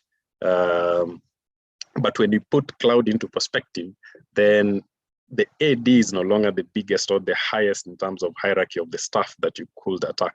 There's stuff that is hosted, there are assets that are hosted on the cloud.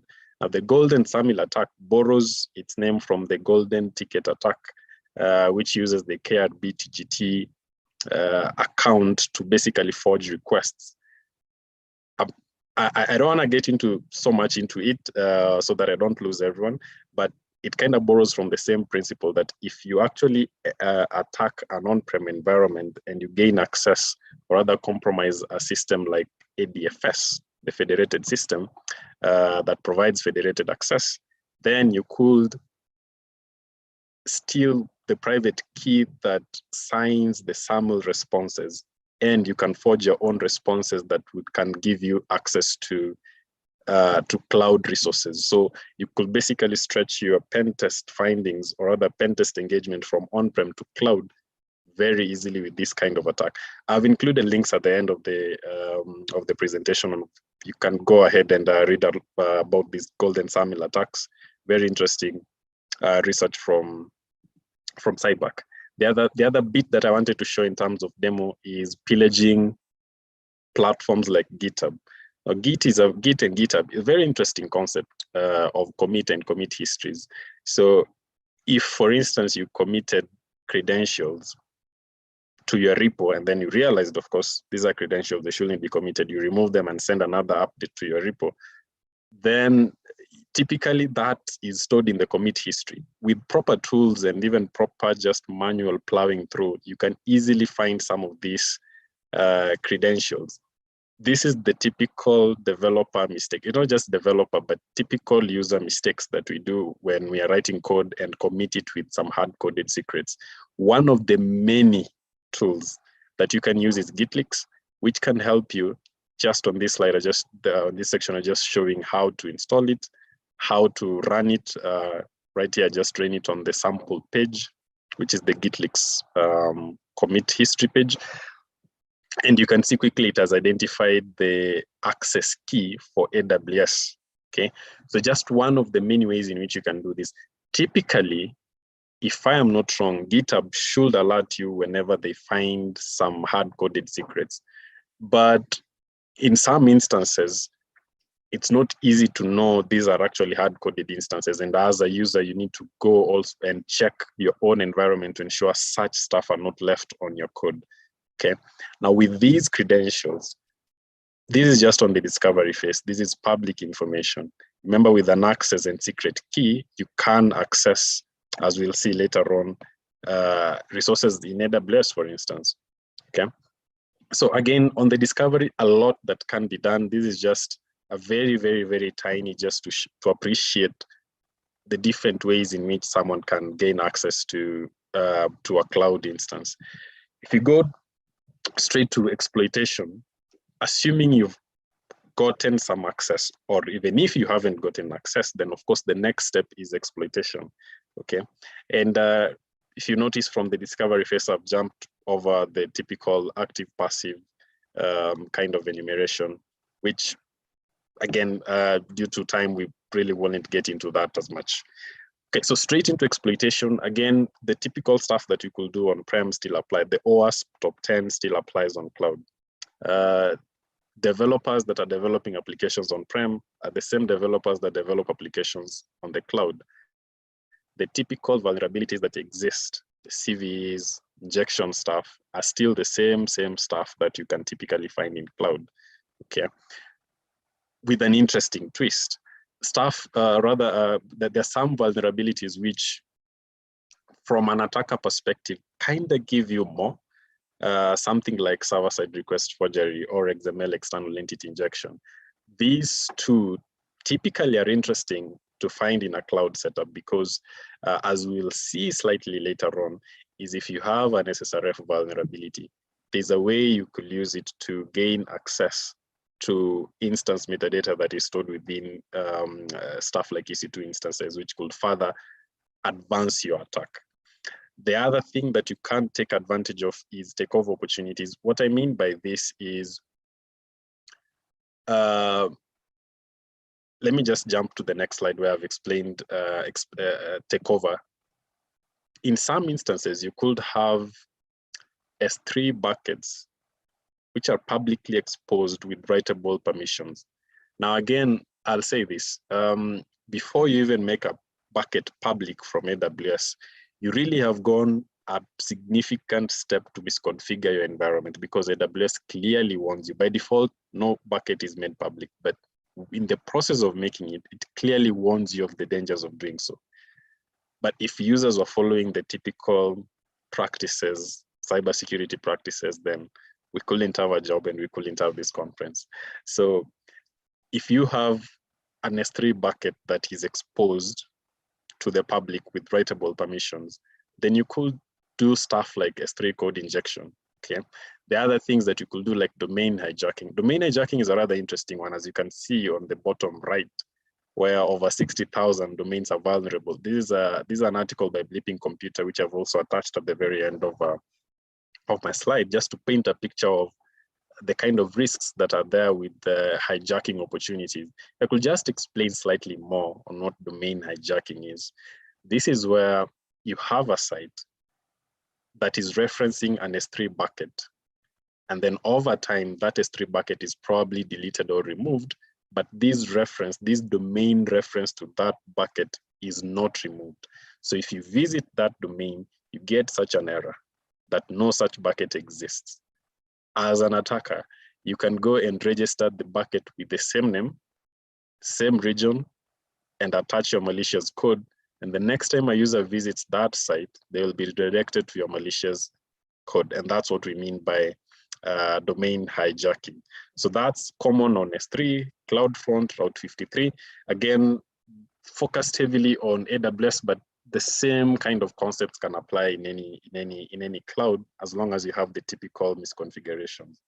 One other thing, of course, you could take advantage of, as usual, is CVEs on cloud platforms themselves. The latest, most interesting, I think, latest is the oh my God, which from its name you can typically guess how bad it is in the Azure environment. That is CVE 38647 in 2021. Which basically, if you change, that is the secret agent that Azure installs on VMs that are deployed. And there are contentions on whether that was, were customers informed or stuff like that. But the fact that it's branded as secret, then customers typically didn't know that this was pre-installed in any AMIs or other images that were being deployed. Okay. So with these agents, you can just change the authorization header, remove it basically, and your root. So such easy kind of wins, it's kind of a low-hanging fruit if you look at it, can give you access in terms of exploitation to cloud resources. So again, just a very, very small subset of what's possible when you look at it from an exploitation perspective. And we've looked at one example when S3 buckets are misconfigured. I want us to again look at another S3 misconfiguration, or rather, if you have access to S3 buckets, or rather the dangers of exposing your S3 buckets with sensitive information. Before I do that, I wanted to introduce just quickly Paku. Paku is it's an open source AWS exploitation framework, and I've introduced it not because I've mentioned it severally in the upcoming slides, and just felt fair that I introduce what it is. If you're familiar with Metasploit, Paku is I want to refer to like the Metasploit for cloud penetration testing. It has modules for enumeration, has modules for exploitation, has modules for privilege escalation, as we'll see later on. Very, very handy tool by Rhino Security Labs, which you can quickly take advantage of by just installing it and running it. Let's see how it works. So this is just a typical example. We're still under exploitation, and we're looking at how you could take advantage of an S3 bucket. So let's say by whatever means, you've gotten access to some keys for AWS, right? Of course, the first thing that you want to do is use AWS CLI. Now remember, these are secret key and access keys, meaning that they'll probably give you programmatic access to AWS rather than AWS console. So you want to use AWS CLI to configure those keys. That is what we are doing here. And I've made a good effort to hide them. Then from within Paku, once you've installed Paku, you can import those keys that you configured. You don't need to configure them outside there. You can still configure them within Paku, but I just wanted to bring the point of you can use the typical AWS CLI commands to achieve the same stuff. But I wanted to be consistent with Paku so that you could learn an extra tool in case you didn't already know about it. So with the keys imported, typically you'd run like a test to enumerate what kind of permissions you have. I've saved that for the next slide, probably next 2 slides. But once you've done that and probably you've discovered that you have permissions to enumerate your S3 buckets, then just ls AWS S3 ls. This is just a fictitious demo bucket that we set up with Eve for this particular demo. And you can syncing or copying them to your local environment. And if you are lucky, you can find some credentials on it. Of course, this is the perfect scenario for a pen tester or a hacker. It's not really what typically you'd find in a real scenario, but still you won't be surprised to find such there, because S3 is just a typical storage, and users are the same who store credentials in text files and leave them in an exposed S3 bucket. It's possible. Okay, jumping over to privilege escalation. Again, just 2 examples on exploitation, one or 2 examples on privilege escalation due to time, but these again are very, very, very broad topics that deserve their own time and attention. Now, when it comes to privilege escalation within the cloud, it's a rather interesting scenario as compared to on-prem. So if you are on-prem and you've gotten maybe remote code execution to a system, then of course the next thing you're doing is enumerating what kind of permissions you have. You want to enumerate what kind of applications are running. Typically, internally set up resources are less secure as compared to the public ones. If you've bypassed every other kind of public control, the WAFs, any other control, typically resources that are public facing are pretty much secured. I don't want to say they're secure there, but there's some effort as compared to internal facing applications. But once you get into a system, then typically you run your typical privilege escalation scripts to see what opportunities are there for you to escalate your privileges. For cloud, you can still do that, but the way cloud is set up is that it's set up on different services. There are different services sitting on a particular provider. How do you jump from, let's say, an EC2 to an S3 bucket? How do you move from maybe a misconfigured Lambda function to an EC2 instance, for instance, right? If you are in an on-prem environment, probably you could get into a machine and you want to move laterally, probably find your domain, run Bloodhound, whatever it is, get results, find a way to get domain admin, and then that's it. But how does that play out when you look at it from a cloud perspective? Now, for cloud, the first big win is IAM misconfigurations. This is one of the biggest areas that leads to privilege escalation opportunities within the cloud. IAM is just identity and access management, right? It's how you manage your users' roles within AWS. Now, typically, in a properly set up environment, you couldn't find normal users being assigned asterisk permissions. Asterisk permission is you have permissions to do everything on all resources. Maybe there's probably like a cloud administrator who has these permissions, but not normal users. In a typical environment, if a user only needs to access S3, then they'll be given S3 access. If a user needs to access whatever resource it is that they need to access, they only get access to that particular frame. But there's an interesting twist. There are certain permissions, which again have been documented nicely by CyberArk. CyberArk, Rhino Security Labs, and Bishop Fox, for anyone who has heard of those three platforms, are a great resource when it comes to AWS pen testing. There are a couple of 10 permissions that are very interesting if you assign a user. These permissions, on the look of it, are very innocent permissions. They are permissions that basically fit into the principle of least privilege, if I put it that way. But from an attacker perspective, can lead from a user moving from a low-level user to an administrator. And I'm going to show that in the next 3 slides. So what I have here is just a simulation that we ran using AWS PX tool by F-Secure Labs. I kind of tried to have as many links as possible for anyone maybe who wants to take note. So these are an F-Secure Labs tool that operates similar to Bloodhound. If you've used Bloodhound, you know that you can run it on your on-prem environment and it will give you stuff like what is the shortest path to being domain admin. So it's the same thing. And as you can see, we have this Hackfest S3 user, just a demo user that we created, who is assigned an IAM custom role. Now this custom role, if I just jump ahead, has these permissions.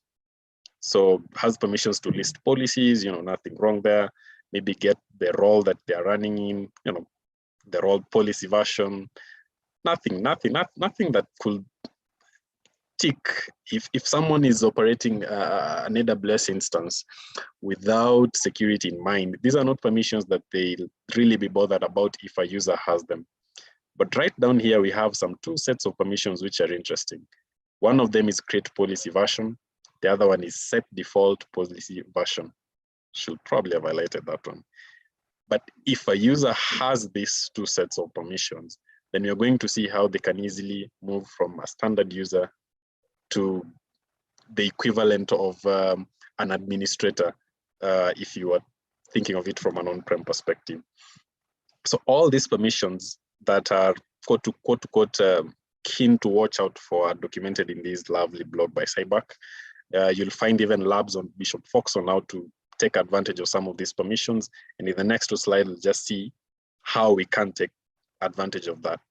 So again, if you look at this tool that we've used to basically enumerate the different permissions that users have, you can easily see that from these custom role, a user can implicitly become an effective administrator on that particular environment. Now, with this information in hand, what can we do to actually move from this to becoming an administrator on a cloud environment? Okay. So here I'm just talking about the create policy version, just as an example. There are 10 more, but if we look at it, if we take the create policy version as a permission that you assign a user, how can they move? How can they attain privilege escalation using those permissions? I've attached the command that you can easily run. You can create a new policy that has administrative rights and then create a new policy, because again, remember, you can create a new policy version. Remember, create policy version. You can create a new policy version, point that to the set of permissions that you have, and then set it as the default permission.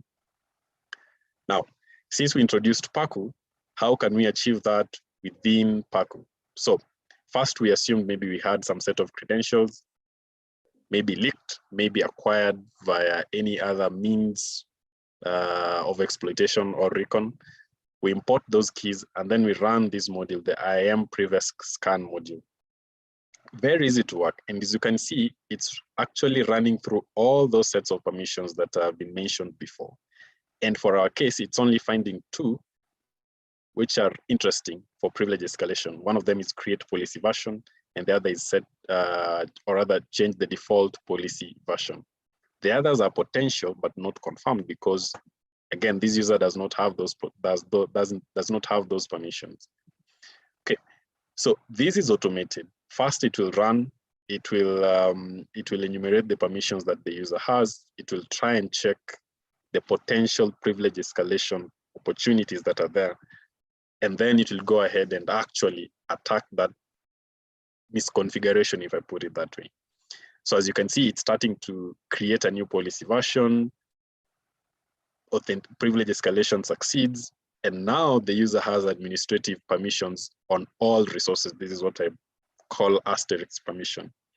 So the current user, who is the S3 user, who, as we saw from these AWSPX kind of visualization, has the IAM custom role, moves from the IAM custom role, which has these permissions, to basically being an administrator within AWS. And this is just an actual simulation that we ran. And as you can see, the user has all permissions on all resources. So one of the many ways in which you can think of privilege escalation within the cloud, because once you get these permissions, it means you can create users, you can create resources, you can basically do anything. You have the entire environment, basically. Okay. The other thing that I wanted to touch on, just to stick with the two examples per each category, is something called instance metadata. And this is an interesting one, especially if you're approaching cloud penetration testing. This is not something you'd easily miss. So what is instance metadata for AWS? Now, instance metadata is a way in which instances within AWS identify themselves. This instance metadata basically contains information that is useful for the EC2 instance to figure out how to carry out some tasks. Now, this instance metadata is hosted on an unroutable IP, which is 169.254.169.254 on all EC2 instances, okay? And it can contain IAM credentials.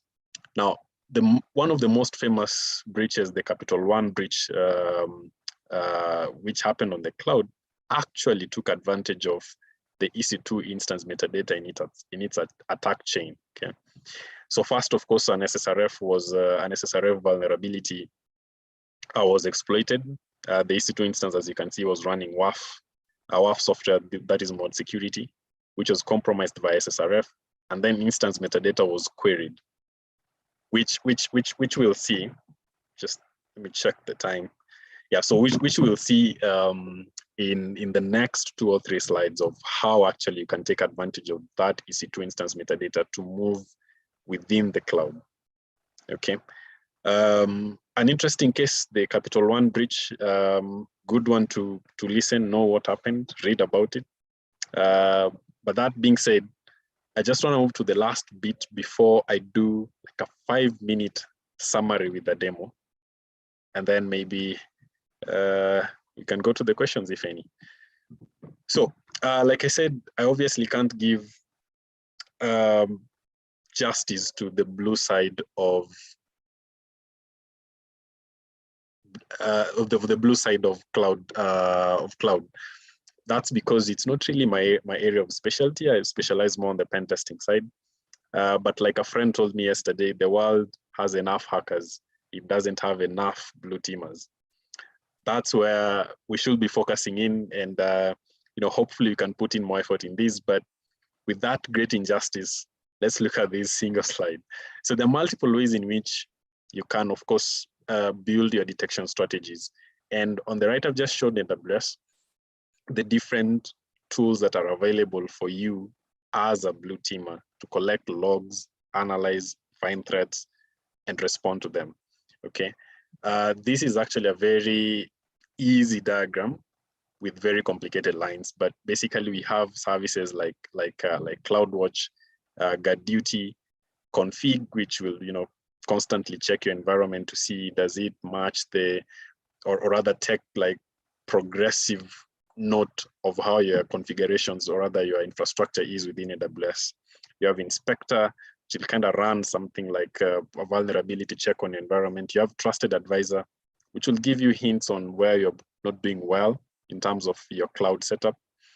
GuardDuty is the sort of the detection and is sort of the advanced detection tool that is built inbuilt within AWS, which ingests DNS logs, CloudTrail, and VPC logs to kind of give you a view of what is happening within your environment. You can use this kind of setup. Of course, you can bring in your own tools to kind of supplement these, but you can still use this one to collect and analyze logs within AWS. I've tried to provide some open source alternatives just so that I'm not biased to any particular cloud product. There's a very interesting tool by NCC called ScoutSuite. ScoutSuite it actually works across all cloud vendors, if I am not wrong. But basically you can use ScoutSuite to do like a basic check of your health status of your cloud environment. There's another tool by CrowdStrike, big fan of CrowdStrike for Azure, that kind of helps you know your Azure setup configuration if it's up to standard. And there are others that you can use, including Paco, which we've already looked at. As a threat hunter, of course, you also want to be kind of smart of how you build your detection logic. For instance, as a user, if I've requested for access to a certain resource within AWS, and I've been given that access, I've probably logged in and I'm able to do the stuff that I've been assigned to do, then it's slightly, and I'm not saying overly, it's slightly suspicious if I constantly keep checking my permissions, okay? So, because typically this is what the attacker could do. If an attacker has credentials and they get access to your, maybe an EC2 instance, then the next thing they want to do is they want to check what kind of permissions do I have and what can I use with them. So if you're building a threat hunting logic, for instance, you can check for users who are constantly checking their permissions and sort of just use that as like a ticking in your brain, like, should I probably check that out? Okay, you could also check for queries to the instance metadata. Honestly, I've never done this. I don't know how noisy that could get or how helpful that could be, but I'm thinking about it from an attacker perspective. Is it important for you to check for any queries to the instance metadata? Just something to explore. Now, when I was discussing this with Eve, we were thinking of doing an actual demo, but due to time, we obviously won't do that. So I have screenshots of the same, just did a scenario simulation on AWS and took screenshots just to save on time and not to lose anyone. And also to avert the demo gods, which we know usually strike at this hour. So for this demo, I've utilized CloudGoat. For anyone who doesn't know what CloudGoat is, it's sort of similar to DVWA for the usual DVWA by OWASP, I believe, but now for cloud. It's been developed by Rhino Security Labs.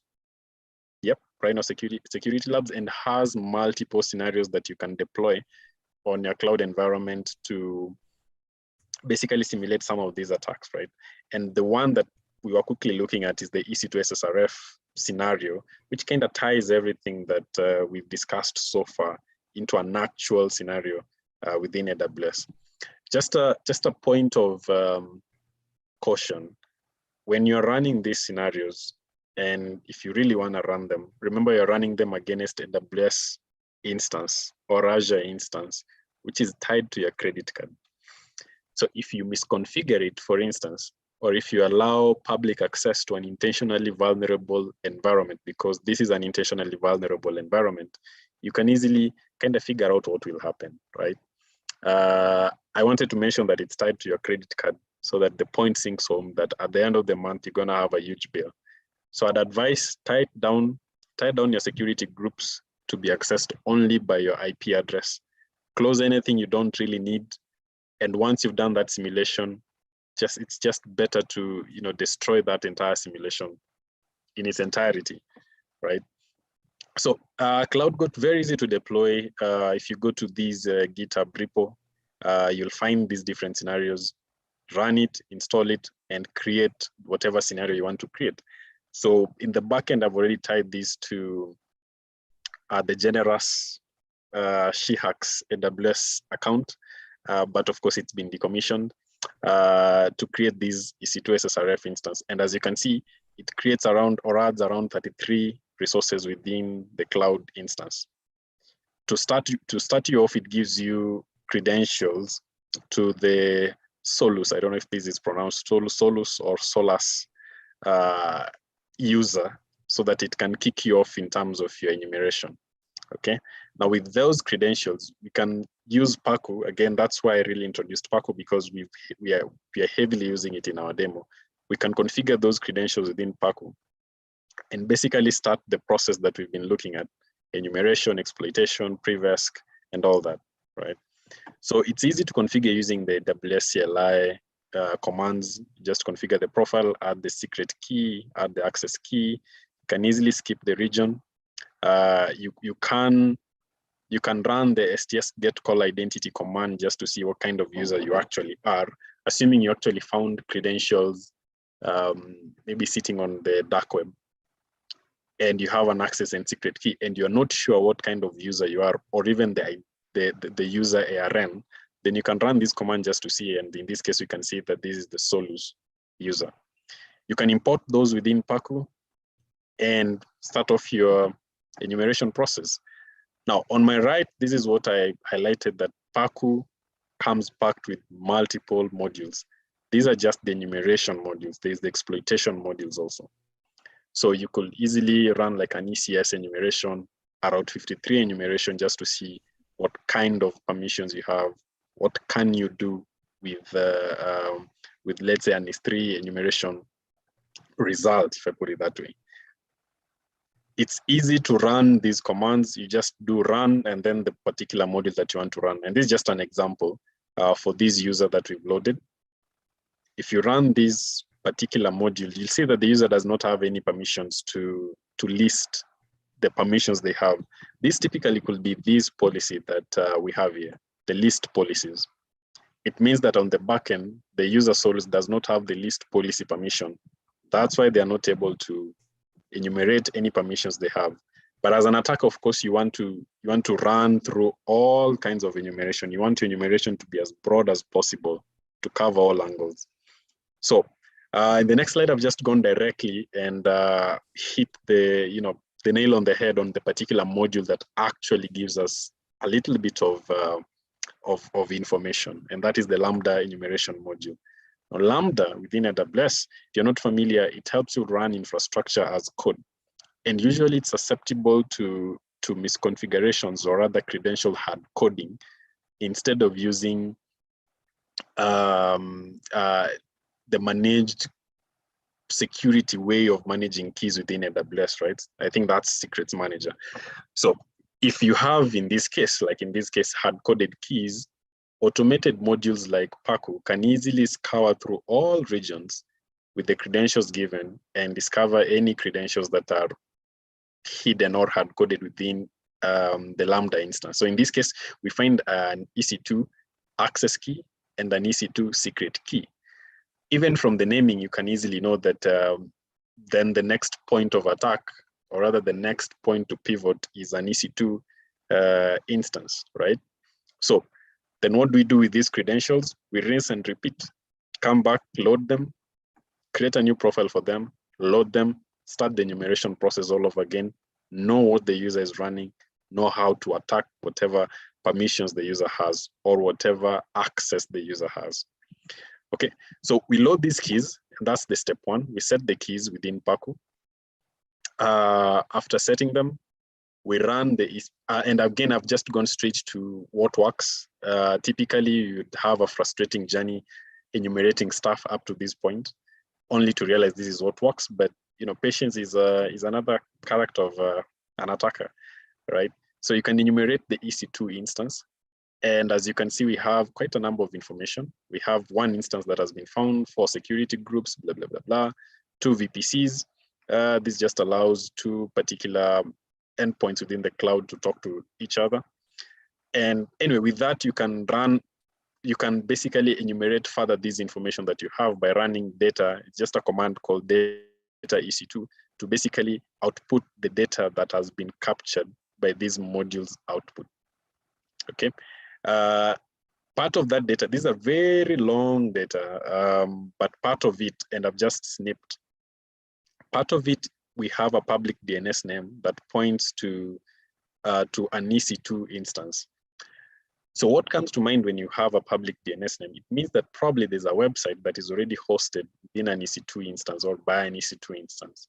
Okay, so typically you'll take this particular public DNS name or the public IP and go to your browser and check what you find, okay? Luckily for these is a very straightforward scenario, by the way. So typically when you find a website, you want to start off your enumeration process all over again. You want to check any hidden files, you want to check maybe any credentials, you want to check the versions, you want to check, basically run through the OWASP top 10 to find the way in which you could get in. But we've cut to the chase to show an SSRF vulnerability, which typically could expose itself in a similar manner. You have something like a URL that is calling a certain, you have a URL parameter calling a URL, right? So in this case, if for instance, we change the URL to localhost, you can see that on the page itself, so changes to localhost. Now, like we said, the instance metadata is stored on this non-routable IP, okay? So the first thing you want to run is you want to run an SSRF vulnerability targeting this non-routable IP and reference the IAM security credentials side of that particular instance metadata. Once you run that, you get an output right here. This is just a role ID. And with that role ID, you add it back to that particular URL that you had. So the same URL, but with this ID. And you see what comes back is the IAM credentials that are stored as part of the EC2 instance metadata. You have your access key, you have the secret key, and you have a token which I think keeps refreshing every 10 minutes or so. Could be wrong on that, but point is you get your access key and you get your secret key. Now again, what do you do with the access key and secret key? Same thing, load them and start your enumeration process all over again. So if we load these new keys, this new set of keys, we realize that they give us access to an S3 bucket. Now with this S3 bucket, we can enumerate it just listing whatever information is within that bucket, get that there's an admin user credential that is stored within the bucket, copy it, read the keys. Now I've truncated this simulation at this point, but it goes on, and you can of course play around with it later on. But it goes on to actually go back to the Lambda where we started off with the Lambda enumeration and actually run a Lambda function, which then gives you something else. It's sort of a CTF-ish kind of approach to learning, but it kind of builds your methodology of attacking the cloud, introduces interesting concept like SSRF, and how basically to use stuff like AWS CLI to pillage through AWS, if I put it that way. Right, so that's it basically. So at this point in time as an attacker, as you can see, you have probably admin credentials. This again is an ideal scenario, but this is typically what you could find in a cloud environment. If we were looking at it from the Azure CVE, there isn't Azure CVE. then we could just take this vulnerability and use it as our point of entry when we're looking at exploitation.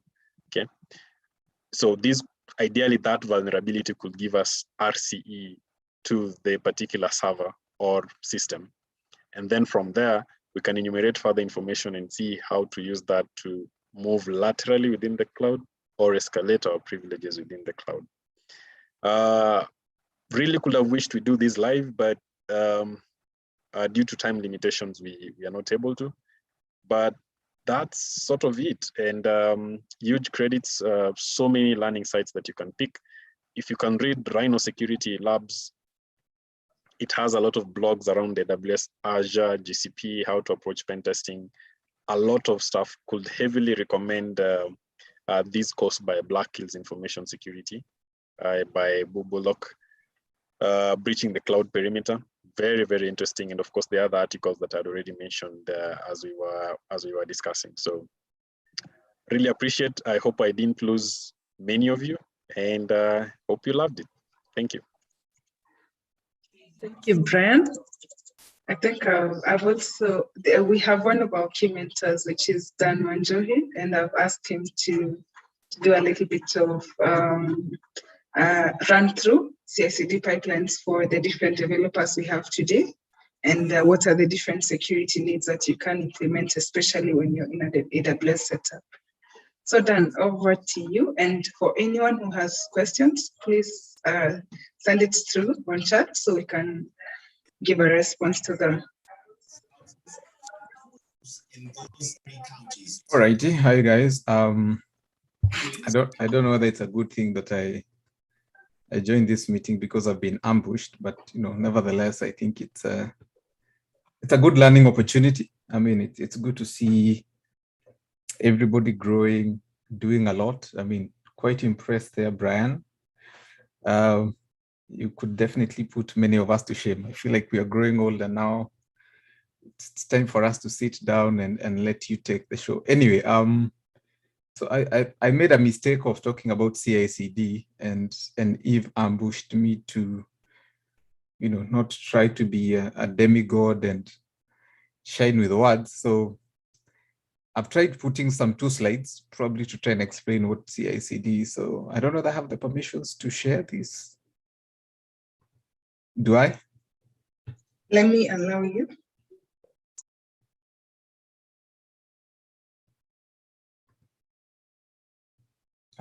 Yes, then you have the permissions to. I think I do. So let me know if you can see my screen in a clear way. You can? Yes. Okay, awesome. So basically CI/CD, it's a process of integrating security into not just security, but continuous integration is having a seamless developer lifecycle. So the slide you see basically talks about securing cloud, and I don't talk about anything on the right. That can take a lot of time. But if you see this place here, so I have my cloud, I have my developers. They want to push some code on, for the simplest terms, EC2, and I want it to be secure before it goes out. So I plug in this component here, and I say, before you put anything into production, let's do a bit of checks.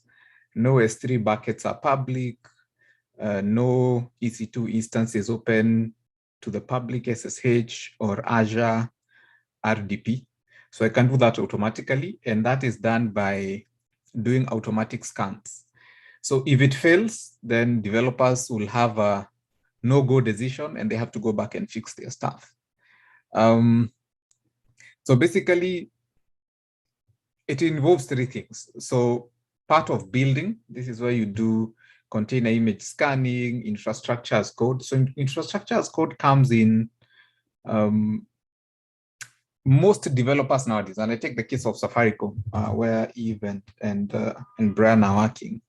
If they are shipping too much stuff, it is hard to employ a person to be doing this manually. So what you do is you say, I set a template.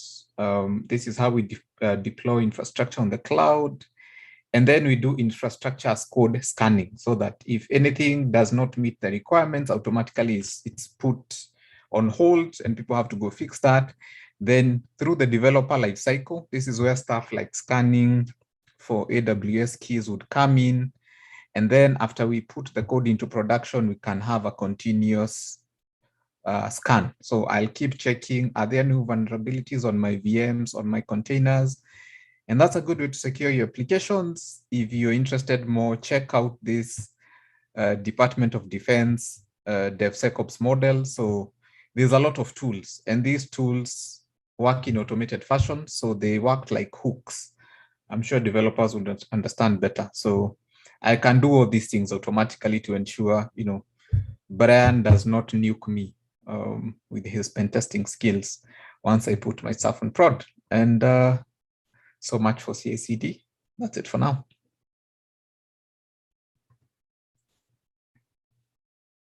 Thank you so much, Dan, for agreeing on my impromptu. And I believe there's a lady who had asked something on CI/CD. So maybe I could add something in terms of you can integrate the different source code analysis tools.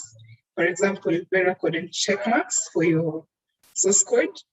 For your your Git CI or whichever. So in a way that it's able to pick any vulnerabilities beforehand, so you can fix them also at that site. So thank you so much, Dan and Brian. I think that's it for the day. And yeah. Laura, are you still with us, or Stella? Stella, any last words as we close? Yes, sorry.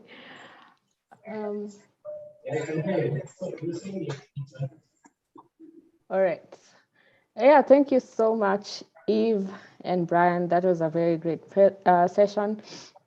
You can actually see from the comments, and a lot of people have questions. So for those who needed, let's say, the recording or the resources, please send us an email on info@shehackske.com or send us a DM on Twitter at shehacks_ke, and we're going to send you the resources. But if you need the recording, it's on our YouTube channel. It's actually live right now, so you can go find it if you need to view the video later. Yeah, Eve has actually shared the links to the YouTube video. Yeah, so as we close, I just want to say thank you so much to all our speakers for today. Stacy, Confidence, Mimi, Chipo, April, Kenza, thank you all so much. It's been an amazing session, and to Brian and Eve as well. Thanks for opening Hackfest 2021, our third annual Hackfest for us. And we hope that this is something that will continue growing. As we mentioned on our Twitter posts, this is the first of a series of Hackfest sessions. So we are going to have another one next week, Thursday, and all the Thursdays of October. So please be on the lookout and join us, and let's have a conversation with you and the rest of the community. Thank you all for joining from wherever you are in the world. Have a good day, good afternoon, and good evening. So thank you so much, and I'm happy that we didn't lose so many people. Have a good night and see you next Thursday.